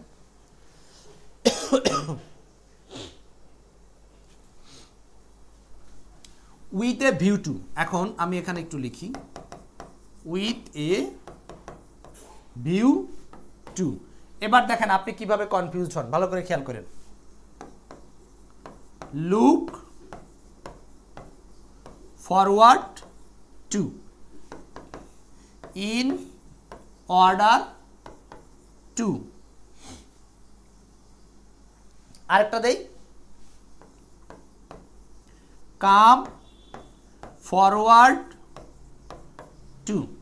এইবার বলেন কার কি মাথায় বুদ্ধি আছে? এখন বলেন যে এইখানে যে 4টা টু ব্যবহার করলাম, এই 4টা টু এর পরেই কি বসবে? 4টা টু এর পরে এইখানে আপনি কি বসাবেন? 4টার পরে কি ভার্বের সাথে আইএনজি হবে, নাকি কোনোটার সাথে 2 প্লাস ভি1 হবে, নাকি কোনোটা শুধুমাত্র ভি1 হবে? এখন বলেন। হাসান বসরি, অনেকদিন পরে ক্লাসে আসছেন, অনেক ধন্যবাদ। ক্লাসে আসতে হবে মাঝে মধ্যে, না আসলে তো হবে না, মাঝে মধ্যে আসতে হবে।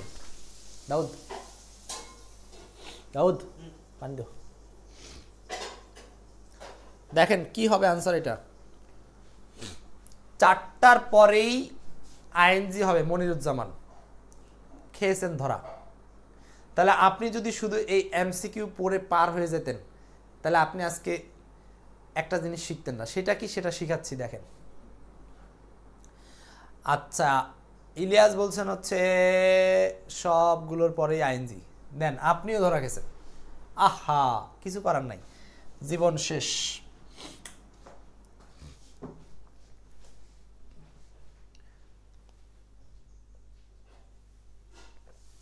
জীবন শেষ, ভুলে ভুলে জীবন শেষ। মনে রাখবেন, আমি এখানে ক্লুটা দিয়ে দিই নাকি টিপসটা দিব? দেখেন টিপসটা কি। টিপসটা হলো এই যে with a view to look forward to. Okay, এই লুক জায়গা ভেদে লুকিং হতে পারে, তারপরে হচ্ছে আপনার পাস্ট টেন্স আকারে লুকড হতে পারে, বা কন্টিনিউয়াস আকারে লুকিং হতে পারে। এই উপরের এই দুইটা একদম ঠিক বলেছেন হাসনায়না, একদম পারফেক্ট কথা বলেছেন। উপরের এই যে দুইটা, এই দুইটাকে আমরা যদি সেগমেন্ট করি, এই দুইটা বসবে হচ্ছে আইএনজি আকারে। উপরে এই দুইটা বসবে কি আইএনজি আকারে, উপরে এই দুইটা আইএনজি, এখানে কোনো ভুল নাই। কিন্তু নিচের এই দুইটা বসবে হচ্ছে ভি1, মানে ভার্বের বেস ফর্ম। দেখেন কারিশমাটা কি। এখন পরীক্ষার হলে আপনার ব্রেইনটা কি কাজ করবে? আপনি যদি এই পার্থক্যটা শুধু পড়বেনই না, এখন এমন একটা টিপস মুখস্থ করে যাবেন যাতে পরীক্ষার হলে এই কনফিউশনটা আসলেও আপনার ভুলার কোনো সম্ভাবনা না থাকে। কি এগুলো স্ক্রিনশট দিচ্ছেন না একটু একটু করে?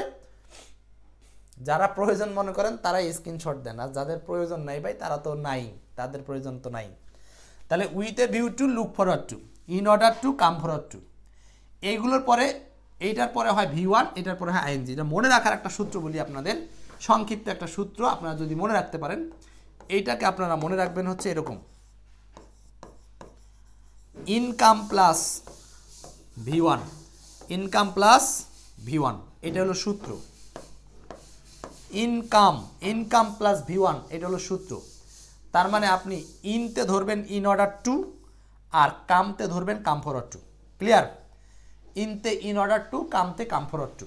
ব্যাস, আপনার এই ইনকাম প্লাস V1 যদি মনে থাকে, আর বাকিটা হচ্ছে আইএনজি হবে, এটা এমনি মনে থাকবে। এখন এই যে এখানে আরেকটু ক্লু দেই, ইনকাম, আসো ভিতরে। এই ইনকাম মানে এটাকে উল্টো করে চিন্তা করবেন যে আইএনজি আসবে না, আইএনজি আসবে না, উল্টো সেন্স। ঠিক আছে?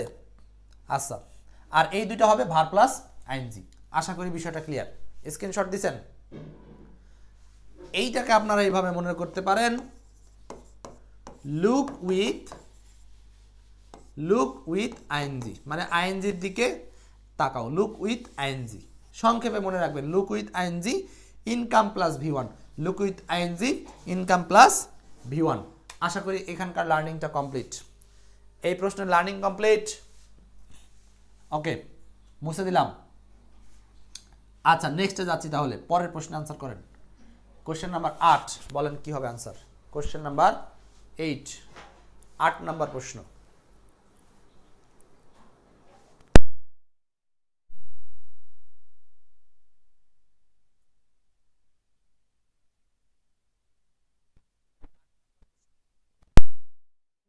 কি হবে আনসার? 8।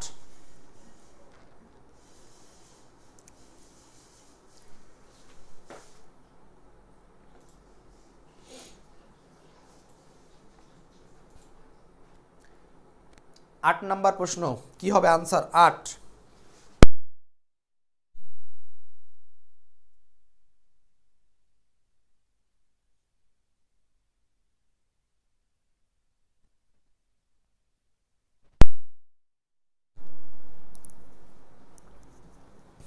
দেখেন, এইটা আরেকটা গুরুত্বপূর্ণ প্রশ্ন। 8 নাম্বার সোলাইমান বলছেন হচ্ছে সি, হাসনা হেনা বলছেন 8-এর ডি।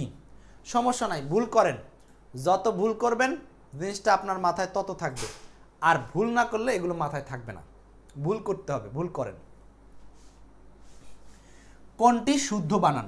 সো এই প্রশ্নে শুদ্ধ বানান কোনটা? আচ্ছা, শুদ্ধ বানান হচ্ছে, এখানকার শুদ্ধ বানান হচ্ছে ট্রিমেন্ডাস। ট্রিমেন্ডাস মানে কি? ট্রিমেন্ডাস মানে ভয়াবহ বা মারাত্মক বা কম্পন বোঝাতে ব্যবহার করা হয় ট্রিমেন্ডাস। আচ্ছা, ইনফ্লুয়েঞ্জা বানানে ভুল কি? ইনফ্লুয়েঞ্জা, এখানে জেড হবে না, আর সেকেন্ডারি এখানে এ হবে, কারিকুলাম LU হবে এখানে, কারিকুলাম। আচ্ছা, এগুলো জানলাম আমরা। এখন আমরা এই ট্রিমেন্ডাস শব্দটার একটু উৎস বা এটার একটু বিস্তারিত জানি। হ্যাঁ,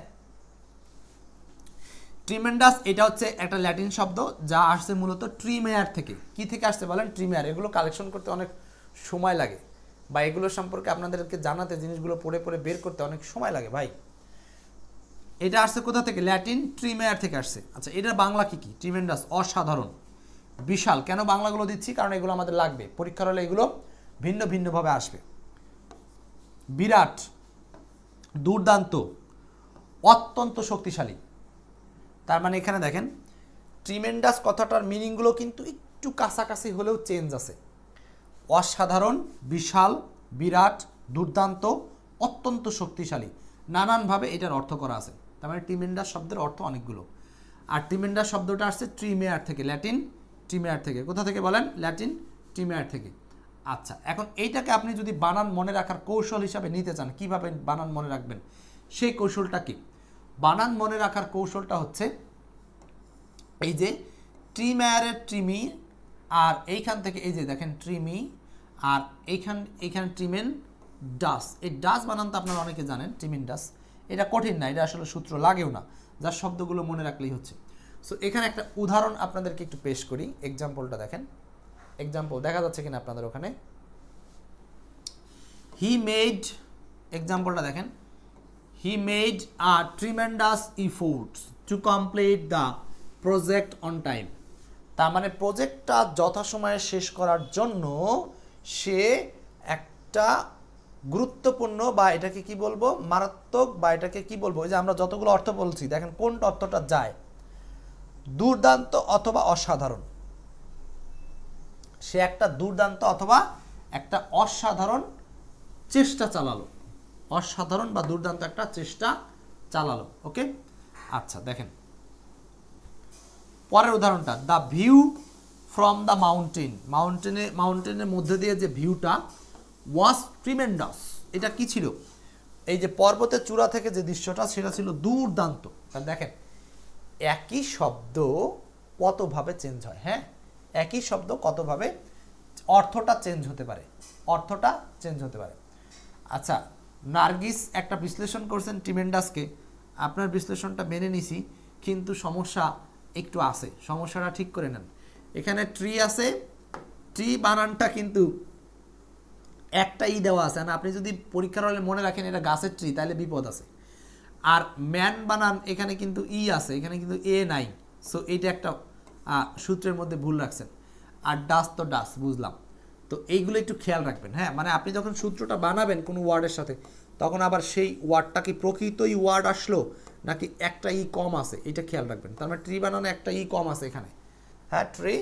আর মেন বানান MEN না, নার্গিস, নার্গিসের উদ্দেশ্যে বললাম, সবাইকে সতর্ক করলাম। নেক্সট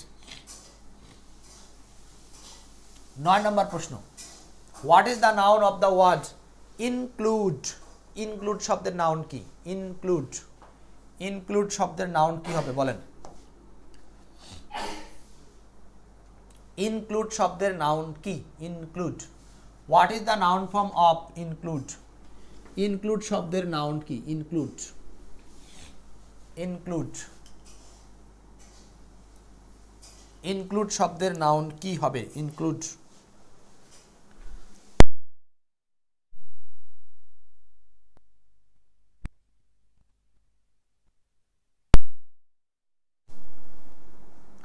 বলেন what is the noun form of the word include, include কথার মানে কি, এই প্রশ্নটা লার্নিং কি আছে দেখি। হ্যাঁ ইনক্লুড এত সহজ, ইনক্লুড মানে কাউকে কোনো কিছুতে অন্তর্ভুক্ত করা, এটা তো আমরা সবসময় শিখি শব্দটা। ইনক্লুড মানে কাউকে কোনো কিছুতে অন্তর্ভুক্ত করা। সো এটা নাউন ফর্ম হচ্ছে ইনক্লুশন, ইনক্লুশন, ইনক্লুশন। আর এটা সহজ, এটা নিয়ে আসলে তেমন কিছু নাই, লার্নিং যতটুকু করছেন এতটুকুই আনাপ। 10 নম্বর প্রশ্ন বলেন, 10 কোশ্চেন নাম্বার 10, 10 নম্বর প্রশ্ন কি হবে আনসার, 10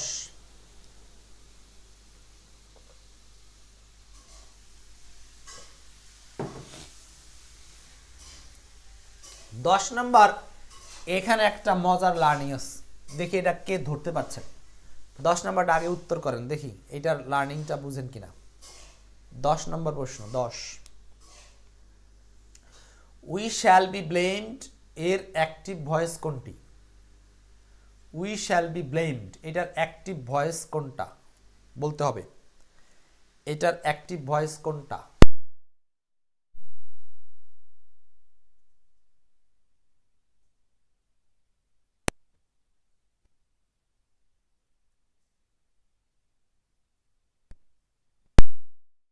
বলতে হবে এটার অ্যাক্টিভ ভয়েস কোনটা।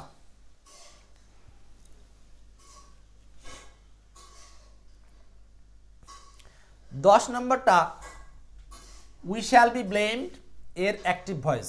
আচ্ছা এখানে আসেন আমরা যদি একটু বলি, এটা আসলে আছে কিসে, প্যাসিভে, এই জন্য এরা কি চাইছে, অ্যাক্টিভ চাইছে, ঠিক আছে, এটা অ্যাক্টিভ চাইছে, কি একটা যন্ত্রণা দেখেন।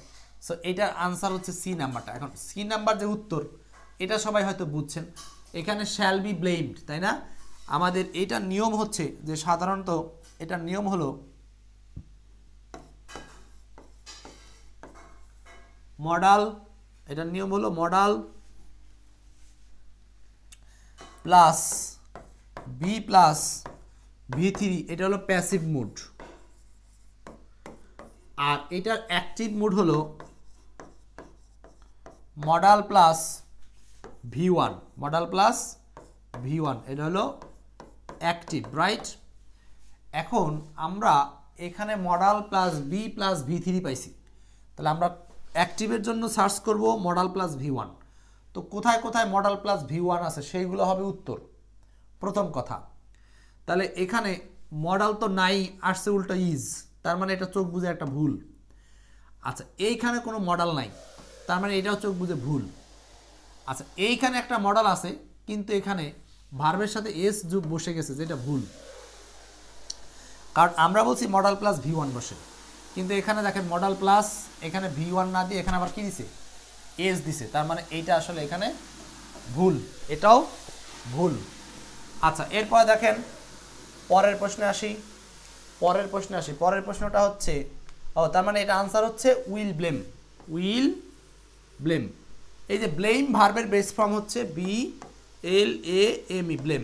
ক্লিয়ার? এখন এই প্রশ্নটাতে আমরা একটা এক্সট্রা লার্নিং শিখব। এক্সট্রা লার্নিংটা কি? আমরা হয়তো এইভাবে মাইনাস ফর্মুলার সিস্টেমে ভয়েসের মাধ্যমে এটা আনসার করলাম, কিন্তু ভয়েসের এখানে একটা এক্সট্রা লার্নিং আছে। সেটা হলো, বলেন তো এই সেন্টেন্সে কোথায়ও কি এভরিওয়ান শব্দটা ছিল? তাহলে এভরিওয়ান শব্দটা আসলো কোত্থেকে? এটা কি আসমান থেকে আবিষ্কার করলাম? নিঃসন্দেহে এখানে একটা রুলস আছে। সো আপনাকে চোখে আঙ্গুল দিয়ে জিনিসটা দেখাই দিচ্ছি যে এভরিওয়ানটা কেন আসলো, কিভাবে আসলো। এভরিওয়ানটা আসলো কিভাবে? এভরিওয়ানটা আসার পিছনে কারণ হচ্ছে, মনে রাখবেন, এই যে সেন্টেন্সটা প্যাসিভ মোডে আছে, উই শ্যাল বি ব্লেমড, আমরা দোষী সাব্যস্ত হলাম। সো আমরা তো নিজেরা দোষী সাব্যস্ত হইনি। নিঃসন্দেহে এই সেন্টেন্সে এখানে একটা অবজেক্ট ছিল, সেই অবজেক্টটা এখানে উজ্জ আছে, কারো না কারো দ্বারা আপনি দোষী সাব্যস্ত হয়েছেন। সো এইখানে এই কারো না কারো দ্বারা বোঝাতে, যখন এই জায়গাতে অবজেক্ট উজ্জ থাকে, তখন এই উজ্জ থাকা অবজেক্টকে আপনি চাইলে প্রয়োজন অনুযায়ী অর্থ অনুসারে বিভিন্ন অবজেক্ট ধরে নিতে পারবেন। সেটা কি ধরনের অর্থ হতে পারে? যেমন এখানে দিয়েছে এভরিওয়ান, আপনি দিতে পারেন যে এখানে যেহেতু দোষী সাব্যস্ত করেছে তাদেরকে, তাহলে তাদেরকে দোষী সাব্যস্ত আর কে করতে পারে? কোর্ট করতে পারে। আচ্ছা, ফ্যামিলির লোকজন করতে পারে, টিচার করতে পারে।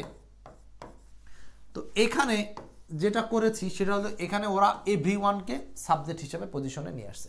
তাহলে আমাদের মনে রাখতে হবে যে যদি কোথাও অবজেক্ট উজ্জ থাকে, সেটা অর্থের সাথে ম্যাচিং করে আপনি যে কোনো একটা অবজেক্ট ধরে নিয়ে সেই অবজেক্টটাকে সাবজেক্টের পজিশনে বসাতে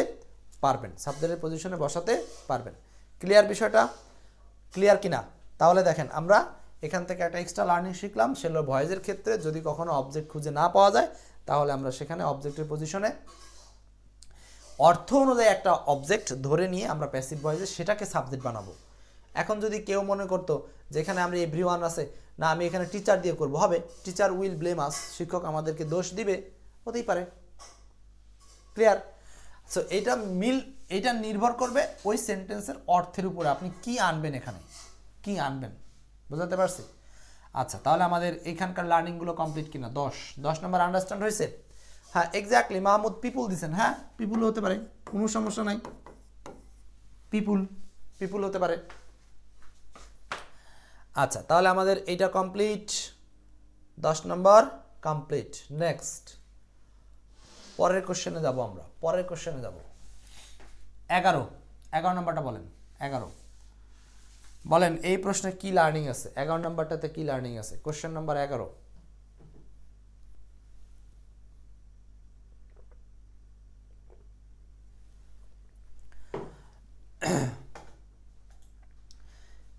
নম্বর প্রশ্নের লার্নিং কি? 11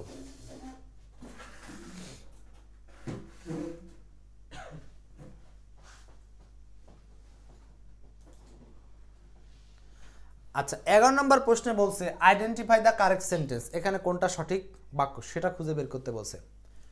আইডেন্টিফাই দ্য কারেক্ট সেন্টেন্স, কোনটা সঠিক বাক্য এটা খুঁজে বের করতে বলছে। Yesterday he has gone home, গতদিন সে বাসায় গিয়েছে। আচ্ছা, এখানে কি হবে আনসার? আগে বুঝেন প্রশ্নটা আসলে কি জানতে চাইছে। 4টা বাক্যেই এখানে কিন্তু 11 নম্বর ডি বলছেন মনিরুজ্জামান, 4টা বাক্যেই এখানে ইয়েস্টারডে শব্দটা আছে। ইয়েস্টারডে যেহেতু ইয়েস্টারডে আছে, সেহেতু এটা হলো বাক্যের টেন্সটা হচ্ছে পাস্ট টেন্সকে নির্দেশ করছে। তার মানে গতকালের কথা বলতেছে। তার মানে কোনো সেন্টেন্সে যদি ইয়েস্টারডে থাকে, তাহলে আমাদের নিয়মটা মনে রাখতে হবে, ইয়েস্টারডে এর সাথে আরো কিছু বোনাস শব্দ শিখেন। এগো, last day, the previous day, the previous day, the previous day.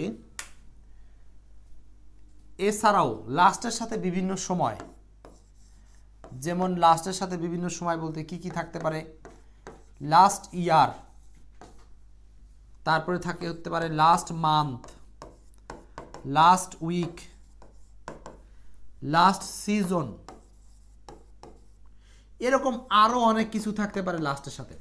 তো সোজা কথা, লাস্টের সাথে যত সময়বাচক শব্দ থাক, এটাকে আমরা ওই লাস্ট থাকার কারণে ওই সময়টাকে বলে নেব কি, পাস্ট টেন্স, তাই না? তো সিম্পল পাস্ট টেন্স এখানে কোনটা, সেটাই হবে উত্তর। সিম্পল পাস্ট টেন্স, এটা প্রেজেন্ট পারফেক্ট হবে না, এটা কোনো টেন্সেই পড়ে নাই, ভুলভাল একটা টেন্স। এটা পারফেক্ট টেন্স, এটাও হবে না। আনসার হলো পাস্ট টেন্স, মানে এটা V2। ক্লিয়ার? তাহলে দেখেন, এই একটা রুলস থেকে ভবিষ্যতে আপনাদের কত রকমের প্রশ্ন সেট হবে। শুধু আপনি এই এমসিকিউটা মুখস্থ করে গেলেন না, এটা হবে না। আপনি যদি মনে করেন এক্সপার্ট বই বের করে 20,000 এমসিকিউ আপনি মুখস্থ করে শেষ করে ফেলবেন, আপনি পরীক্ষার হলে ফেল করে আসবেন। কিন্তু আপনি যদি বুঝে বুঝে 200টা পড়েন, আপনি পাস করে আসবেন। এর জন্য এমসিকিউ পড়ার মানে এমসিকিউ পড়া না, সেটাকে বুঝে ফেলার চেষ্টা করা, বুঝে নেওয়ার চেষ্টা করা। ওকে, যাচ্ছি আজকের মডেলের পরের প্রশ্নে। চলছে হাই ভোল্টেজ মডেল 9 এর আলোচনা। 12 নম্বর, স্মোকিং টেলস আপন আওয়ার বডি। স্মোকিং টেলস আপন আওয়ার বডি। ক্লাসটা একটু শেয়ার করে দেন। ক্লাস কি অনেক লেন্দি হচ্ছে আপনাদের কাছে মনে হচ্ছে? লেন্দি হলেও প্রয়োজনীয় হচ্ছে। প্রয়োজনে আমরা পরের দিন থেকে ক্লাসে এমসিকিউ কম নিব, নাকি লেন্দি করব না। আচ্ছা, স্মোকিং টেলস আপন আওয়ার বডি। হিয়ার টেল আপন শব্দটার মানে কি? টেল আপন, টেল আপন শব্দটার মিনিং কি?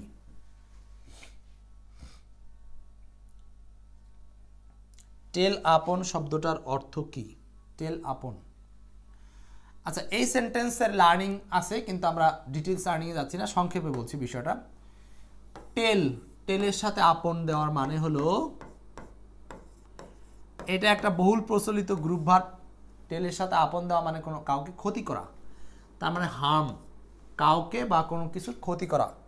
টেল আপন, টেল আপন মানে হচ্ছে কাউকে বা কোনো কিছুর ক্ষতি করা।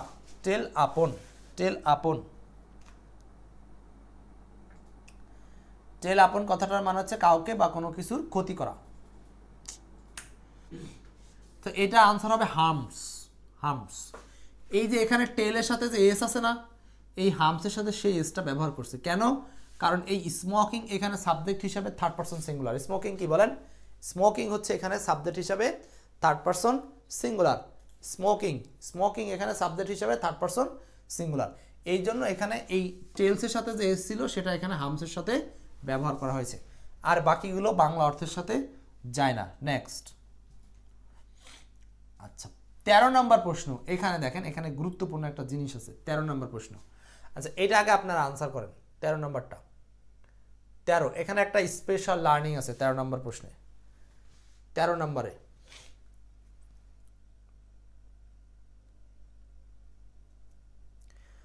ইনোভেটিভস বলছেন আরো নিলেও সমস্যা নাই। ওকে, হ্যাঁ ঠিক আছে, সমস্যা নাই। আমাদের 20টা প্রশ্ন, আর বেশিক্ষণ লাগবে না ইনশাল্লাহ। 13 নাম্বার বলছে যে লোভস অ্যান্ড ফিশেস। এই ফ্রেজটির অর্থ কি? এই ফ্রেজটির অর্থ কি? আচ্ছা, এখানে আপনাদেরকে আগে ফ্রেজ সমাধানের ক্ষেত্রে একটা জিনিস মাথায় রাখতে হবে, যে ওই ফ্রেজের আপনার ভাবার্থ আর হচ্ছে অক্ষর অর্থ, মানে অক্ষরগত মিনিং আর ভাবগত মিনিং, এই দুইটা আপনাকে মাথায় নিতে হবে। সো এইখানে এইটার বাংলা হচ্ছে বৈষয়িক লাভ বা স্বার্থবাদী চিন্তা। বৈষয়িক লাভ মানে হলো আপনি পৃথিবীতে পার্থিব যে চিন্তা করবেন, ঠিক আছে, পার্থিব চিন্তা করবেন। তো এইখানে বলছে লোভস। এই লোভস কথাটা আসছে কোথা থেকে জানেন? LOAF। এই লোভ মানে হলো টুকরো, টুকরো। জিনিসগুলো বুঝেন আগে, বুঝলে সহজ। এই লোভ মানে টুকরো বা খণ্ড। আমরা যে রুটি বলি না, রুটি, রুটিকে এইভাবে বলি এ লোফ অফ ব্রেড, এক টুকরো রুটি। তো যে ঘটনাটা ঘটছে সেটা হলো একটা কথিত গল্প আছে। গল্পটা হলো যিশু 3 টুকরো রুটি দিয়ে আর 2 টুকরো মাছ দিয়ে 10 জন মানুষকে খেতে দিয়েছিল। তো সেইখান থেকে কালক্রমে শব্দটা পরিবর্তন হয়ে এখানে পরিবর্তন আসছে, ঠিক আছে। আচ্ছা দাঁড়াও, একটু ক্যামেরাটা চেঞ্জ করে আসি ভাই। তাহলে এখানে হচ্ছে, একটু লাইনে থাকেন আপনারা।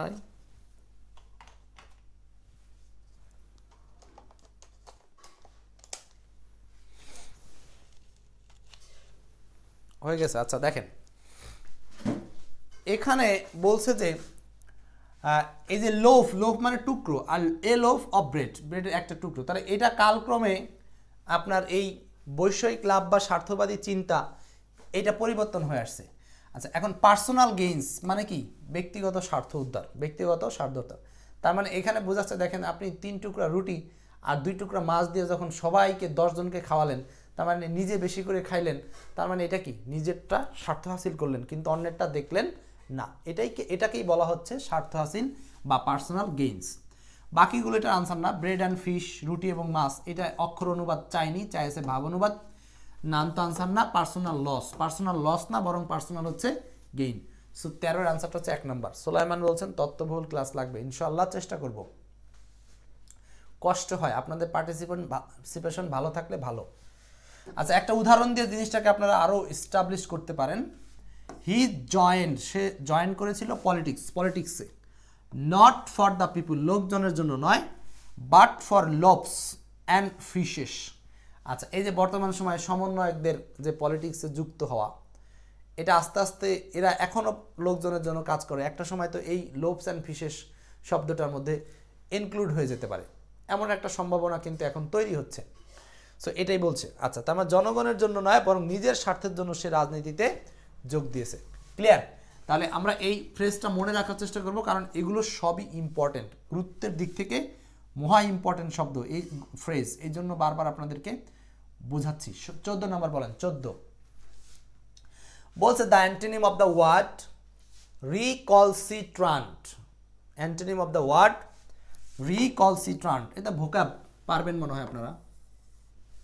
রিকলসিট্রান্ট, রিকলসিট্রান্ট মানে কি? রিকলসিট্রান্ট, আচ্ছা এটা হলো, এটা একটা, আচ্ছা ভোকাবুলারির ক্ষেত্রে আপনাদেরকে যে জিনিসগুলো মনে রাখতে হবে সেটা হলো ভোকাবের টিক্সটা কি। টিক্সটা হলো আপনি শব্দটা পজিটিভ নাকি নেগেটিভ এইটা একটু ধরবেন, ধরতে পারলে আপনি অপশন থেকে বেশ কিছু অপশন বাদ দিয়ে দিতে পারবেন। এটাকে খুব একটা ভালো একটা ট্রিক্স। সো রিকলসিট্রান্ট যদি জীবনে একবারও পড়ে থাকেন হয়তো অনেকে বুঝবেন রিকলসিট্রান্ট, রিকলসিট্রান্ট শব্দটা হাবোধক না নাবোধক। আপনারা একটা ধারণা করেন, বলেন তো এটা হাবোধক না নাবোধক? ধারণায় যদি মিলে যায় তো এইটা হচ্ছে একটা নেগেটিভ ওয়ার্ড, এটা একটা নেগেটিভ ওয়ার্ড। রিকলসিট্রান্ট কথাটার মানে হলো অবাধ্য। এই কথাটার মানে কি বলেন? অবাধ্য, অবাধ্য, রিকলসিট্রান্ট। এখন এইটার অ্যান্টোনিম চেয়েছে, বিপরীত চেয়েছে।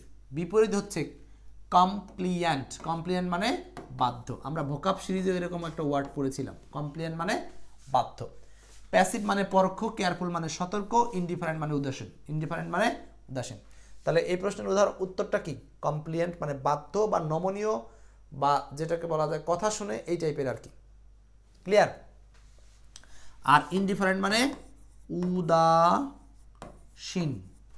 কেয়ারফুল মানে আমরা জানি সতর্ক।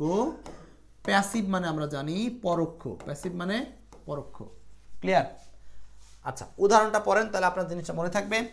দ্য রিকলসিট্রান্ট, এই যে স্টুডেন্ট, দ্য রিকলসিট্রান্ট স্টুডেন্ট মানে অবাধ্য স্টুডেন্টটি রিফিউজড, অস্বীকার করলো, to follow the teachers instruction মানে শিক্ষকের নির্দেশনা অনুসরণ করতে অস্বীকার করলো, অস্বীকার করলো। এই যে রিকলসিট্রান্ট স্টুডেন্ট, আপনি যখন একটা ভোক্যাবকে এরকম করে এক্সাম্পলের মাধ্যমে দেখবেন আপনার নিঃসন্দেহে সেই ভোক্যাবটা মনে থাকার সম্ভাবনা আরও 50% এগিয়ে যাবে। এই জন্য ভোক্যাব মনে রাখার ক্ষেত্রে যে সমস্ত ক্লুগুলো আছে সেগুলোর পাশাপাশি এই চেষ্টা করবেন আপনারা হচ্ছে এরকম সেন্টেন্সগুলো পড়ার জন্য। Okay clear? মুছে দিলাম। নেক্সটে যাচ্ছি 14-এর পরে 15 নম্বর প্রশ্নটা কি হবে? 15 স্টিল ওয়াটার্স রান ডিপ। এখানে স্টিল শব্দটি কি?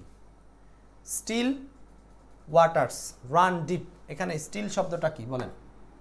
স্টিল শব্দটা কি? স্টিল। আচ্ছা এখানকার একটা লার্নিং আছে, লার্নিং পয়েন্টটা হচ্ছে ওয়াটার্স রান ডিপ, এই ওয়াটার্স শব্দটা এখানে একটা নাউন। সো এখানকার লার্নিং হচ্ছে কোনো নাউনের সামনে অ্যাডজেটিভ বসে, নাউনের সামনে অ্যাডজেটিভ বসে। আমরা এখানে সিম্পল একটা লার্নিং শিখলাম, সেটা হলো নাউনের সামনে আমরা কি বসাবো, অ্যাডজেটিভ বসাবো। সো স্টিল ওয়াটার্স কথাটার মানে বুঝতে পারেন কিনা আপনারা? নিশ্চল পানি, নিশ্চল জলস্রোত। রান ডিপ মানে যেটা আসলে গভীরে প্রবেশ করতে পারে বা অনেক গভীরে, মানে যেখানে আপনার পানি স্রোত কম, তারপরে বুঝতে হবে ওখানে অনেক পানি আছে, ডিপ বেশি। রান ডিপ অনেক গভীরে যায়। সো এটা আনসার হচ্ছে এখানে এই পানির অবস্থা বোঝাচ্ছে কোন পানিটা স্থির পানি, যেটা চলছে না, স্রোত না, নর্মালি পানি যেটা জমে আছে সেটা হচ্ছে গভীর পানি, এরকমটা বোঝায়। সো এই স্টিলটা হচ্ছে এই পানির অবস্থা বোঝাচ্ছে। সো এটা একটা অ্যাডজেটিভ, এটা একটা অ্যাডজেটিভ। ওকে, 16 নাম্বার প্রশ্ন, কোন বানানটি শুদ্ধ? কোন বানানটি শুদ্ধ বলেন, কোন বানানটি শুদ্ধ? এটার বাংলা হচ্ছে বাংলাটা কি?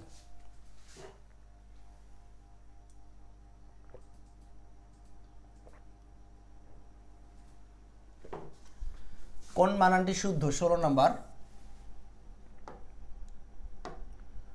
16 কোন বানানটি শুদ্ধ? বাংলাটা হচ্ছে বসে বসে করতে হয় এমন কাজ। আচ্ছা, বসে বসে করা লাগে এমন কোন কাজ আছে? অনেক কাজ, কম্পিউটারের সামনে বসে বসে কাজ করতে হয়। সো এটার আনসার হচ্ছে সিডেন্টারি, সিডেন্টারি, সিডেন্টারি, সিডেন্টারি। আচ্ছা, সিডেন্টারি শব্দটার লার্নিং, এটা ল্যাটিন একটা শব্দ, ল্যাটিন এই যে সিডেয়ার থেকে আসছে, সিডেয়ার, যার অর্থ বসা। হ্যাঁ, সিডেয়ার, সিডেয়ার, সিট, এই শব্দগুলোর সাথে মিল আছে। তো সিডেন্টারি টেবিলে বসে থাকা, সেইভাবে মনে রাখতে পারেন। সিট আর টারি মানে টেবিল, এইভাবে মনে রাখতে পারেন আপনারা। এইটার বেশ কিছু বাংলা অর্থ আছে, অনেকগুলো বাংলা আছে, বাংলাগুলো একটু জানতে হবে। যেমন অল্প পরিশ্রমী, প্রায় নিষ্ক্রিয়, বসে থাকার অভ্যাসযুক্ত, স্থির জীবনযাপনে অভ্যস্ত। তার মানে এই একটা শব্দ বিভিন্ন সেন্টেন্সে বিভিন্নভাবে মিনিং দিতে পারে। যেমন অল্প পরিশ্রমী বোঝাচ্ছে, কারণ টেবিলে বসে থাকা শারীরিক পরিশ্রমী নাই। প্রায় নিষ্ক্রিয়, নিষ্ক্রিয় মানে শুধু হাত কাজ করে, কম্পিউটারে মাথা কাজ করে। বসে থাকার অভ্যাসের কাজ, স্থির জীবনযাপনে অভ্যস্ত, এরকমটা বোঝায়। তার মানে এই সিডেন্টারি, এই বানানটি সঠিক আর বাকিগুলো ভুল।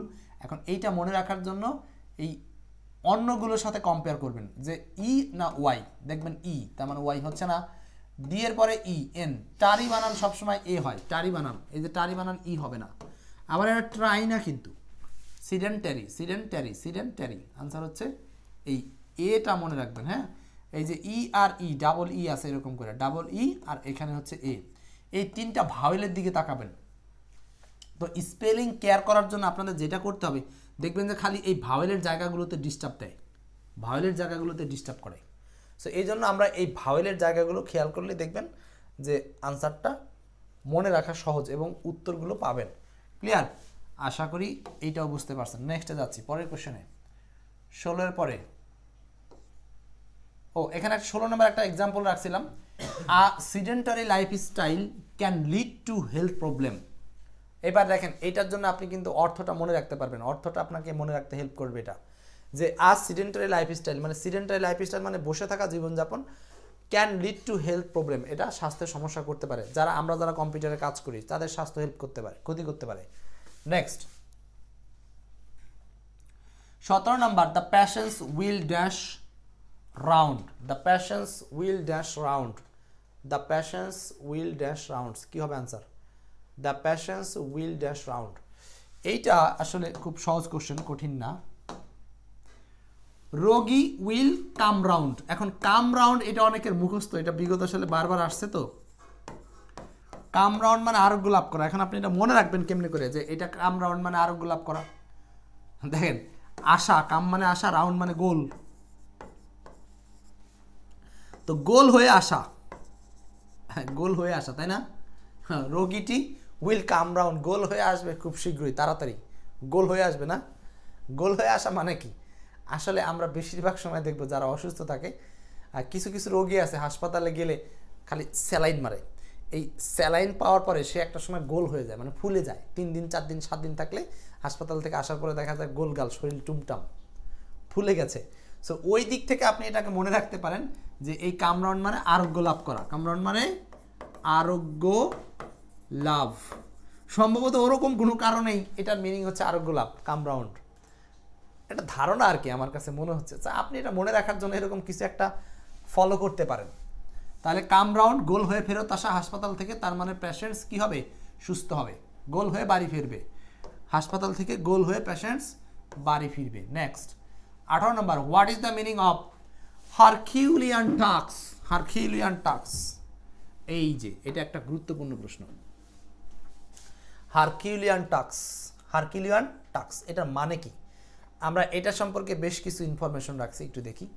হারকিউলিয়ান টাস্ক মানে হলো কঠিন কাজ। এটা কিভাবে কঠিন কাজ হলো? ডিফিকাল্ট কেন? ডিফিকাল্ট হচ্ছে দেখেন, ঈশ্বর এই হারকিউলিয়ান টাস্ক, হারকিউলিক্স থেকে আসছে শব্দটা এখানে। হারকিউলিক্স, হারকিউলিক্সকে 10টা গুরুত্বপূর্ণ এবং কঠিন কাজ দিয়ে পৃথিবীতে প্রেরণ করেছিলেন। মানে তাকে 10টা কঠিন কাজ দিয়েছিল, কথিত কথা এটা আমি শুনেছি। সো এইভাবে লেখা আছে জিনিস। তো হারকিউলিক্সকে 10টা কঠিন কাজ দিয়েছিল, কিন্তু হারকিউলিক্স এই 10টা কঠিন কাজ সম্পূর্ণ করেছিল। তো সেইখান থেকে হারকিউলিক্সকে দেওয়া যে 10টা কাজ সে কঠিন ছিল, ওইখান থেকে এই জিনিসটা ডিফিকাল্ট টাস্ক প্রবাদ হিসেবে চলে আসছে। ওকে, আচ্ছা এখানে আমরা কিছু এক্সট্রা জিনিস একটু দেখি। হারকিউলিয়ান টাস্ক শব্দগুলোতে গ্রিক পুরাণের বিখ্যাত বীর হারকিউলিক্স থেকে এসেছে। হারকিউলিক্সকে দেবতারা দুর্দান্ত, কঠিন এবং প্রায় অসম্ভব 12টি কর্ম দিয়েছিল। আচ্ছা, এখান থেকে হারকিউলিয়ান টাস্ক বলতে বোঝানো হয় কঠিন বা শ্রমসাধ্য কাজ, কঠিন বা শ্রমসাধ্য কাজ। ওকে, আচ্ছা তাহলে এটার বাংলা অনেকগুলো অর্থ আছে, অর্থগুলো মনে রাখতে হবে। দুরূহ কাজ, অত্যন্ত কঠিন কাজ, অসাধ্য বা শ্রমসাধ্য চ্যালেঞ্জিং কাজ, প্রায় অসম্ভব কাজ, অনেকগুলো বিষয়। কিন্তু যে আপনারা কিন্তু আজকে একটা হারকিউলিয়ান টাস্ক করছেন, সেটা কি? এই যে দীর্ঘ 1.5 ঘন্টার ক্লাস, এখন আপনারা ক্লাসে উপস্থিত আছেন, এইটা হারকিউলিয়ান টাস্কের মতো কঠিন কাজ, চ্যালেঞ্জিং কাজ। একটা উদাহরণ দেখেন, rebuilding the city. Rebuilding the city মানে শহরটিকে পুনর্নির্মাণ করা আফটার দ্য আর্থকোয়েক, ভূমিকম্পের পর, ওয়াজ এ হারকিউলিয়ান টাস্ক। এটা একটা কি? কঠিন কাজ বা এটা একটা দুরূহ কাজ। হ্যাঁ, ভূমিকম্পের পরে শহরকে ঠিক করে নেওয়া, এটা একটা হারকিউলিয়ান টাস্ক। এবং 19 নম্বর প্রশ্ন, 19 নম্বর বলছে, man is the architect of his own life. Man is the architect of his own life, এটা তো পারবেন। মানুষ তার ভাগ্যের নির্মাতা। সো এটা আনসার হচ্ছে মানুষ তার নিজ জীবনের স্থপতি। মানুষ তার নিজ জীবনের স্থপতি, এটা একটা প্রবাদ বাক্য, এটা আর বিশ্লেষণ করলাম না। পরীক্ষার হলে আপনাদের যেটা কাজ করতে হবে, এই যে এই সমস্ত জায়গাগুলো খেয়াল রাখতে হবে, যে যদি বাংলা থেকে ইংলিশ দেয় কিংবা ইংলিশ থেকে বাংলা দেয়, এই জায়গাগুলোতে প্রবলেম দিবে, তখন এইগুলো আপনাকে একটু ঠিকঠাক করে লিখলেই হবে। নেক্সট 20 নাম্বার, আমরা কিন্তু প্রায় শেষ প্রশ্নে চলে আসছি। শেষ প্রশ্ন, হাই ভোল্টেজ মডেল 9-এর আজকে লাস্ট প্রশ্ন 20। He is a justice of high court. He is a justice of high court. He is a justice of high court. এখানে নিঃসন্দেহে এই প্রশ্নটা লার্নিং কি, লার্নিংটা একটু শিখতে হবে এই প্রশ্নের। দেখেন এই প্রশ্নের লার্নিং হচ্ছে জাস্টিস। আমরা এই জাস্টিস মানে কি জানি? জাস্টিস মানে হলো ন্যায় বিচার, ন্যায় বিচার। আচ্ছা, কিন্তু এখানে এ ব্যবহার করার কারণে এই জাস্টিস, ন্যায় বিচার শব্দটা আনকাউন্টেবল থেকে কাউন্টেবলে রূপান্তর হয়েছে। যখনই বলতেছে এ জাস্টিস, তখন এটার মানে হচ্ছে ন্যায় বিচারক। দেখেন আগে ছিল ন্যায় বিচার, এটা একটা কাজ, কাজের নাম, অ্যাবস্ট্রাক্ট নাউন। কিন্তু যখনই এ জাস্টিস হলো, তখন একজন বিচারক, তার মানে কাজের নাম এর সামনে এ দেওয়ার কারণে এটা একজন ব্যক্তিকে প্রকাশ করছে। এ বিচারক, একজন বিচারক। আর যখনই একজন বিচারক, তখন বিচারক বলতে পৃথিবীর অন্য বিচারকও হতে পারে, কমন নাউন সেন্স। তখন এইটাকে আপনারা প্লুরাল করতে পারবেন, যে বিচারক 5 জন বিচারক হতে পারে, সো এটা প্লুরাল হতে পারে। দ্যাট মিনস এটা হলো একটা কমন নাউন, এটা হলো একটা কমন নাউন। তার মানে কিভাবে অ্যাবস্ট্রাক্ট নাউন কমন নাউন হয়, এটাই হচ্ছে এই প্রশ্নের লার্নিং। এই প্রশ্নের লার্নিংটা কি বলেন? লার্নিংটা হচ্ছে একটা অ্যাবস্ট্রাক্ট নাউন কিভাবে কমন নাউনে রূপান্তর হতে পারে, কিভাবে এর সামনে যদি কোনো আর্টিকেল বসে এবং এটাকে সংখ্যা দ্বারা প্রমাণ করা যায় যে এটা কাউন্টেবল হয়ে যাচ্ছে, তখন এটা হলো একটা কমন নাউন হয়ে যাবে, অ্যাবস্ট্রাক্ট থেকে কমন নাউন। ক্লিয়ার? কনসেপ্টটা ক্লিয়ার কিনা? সো হাই ভোল্টেজ মডেলের সর্বশেষ প্রশ্ন ছিল এই জাস্টিস শব্দটা, এটা খুব গুরুত্বপূর্ণ বিজিএস আসা প্রশ্ন, আশা করি বুঝতে পেরেছেন।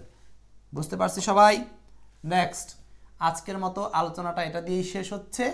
আমরা এখন আপনাদের জন্য একটা বোনাস কোশ্চেন রাখছি, বোনাস 20টাতে শেষ। বোনাস প্রশ্নটা আমি আজকে কোনো উত্তর করব না, বোনাস প্রশ্নটা আপনারা উত্তর করবেন, ঠিক আছে? এই বোনাস প্রশ্নের আনসারটা আপনাদের কাছ থেকে নেওয়া চাচ্ছি, এটার উত্তর আপনারা করবেন। যে যেখান থেকে ক্লাস দেখছেন এই বোনাস প্রশ্নের উত্তরটা আপনারা করবেন। এইখান থেকেই আজকের ক্লাসটা শেষ করছি, আমাদের high voltage model class number 20। আশা করি সবাই এনজয় করেছেন। এই সকল এমসিকিউগুলো আপনারা এক্সপার্ট ইংলিশ বইতে পাবেন, ব্যাখ্যা বিশ্লেষণ সহ পাবেন। যাদের প্রয়োজন এই বইটা আপনারা সংগ্রহ করে নেবেন, ঠিক আছে? আশা করছি আপনাদের জন্য এক্সপার্ট ইংলিশ জীবনে ভালো কিছু বই আনবে, এই আশা প্রত্যাশা রেখে হাই ভোল্টেজ মডেলের ক্লাস 9 নম্বর এখানেই শেষ করছি।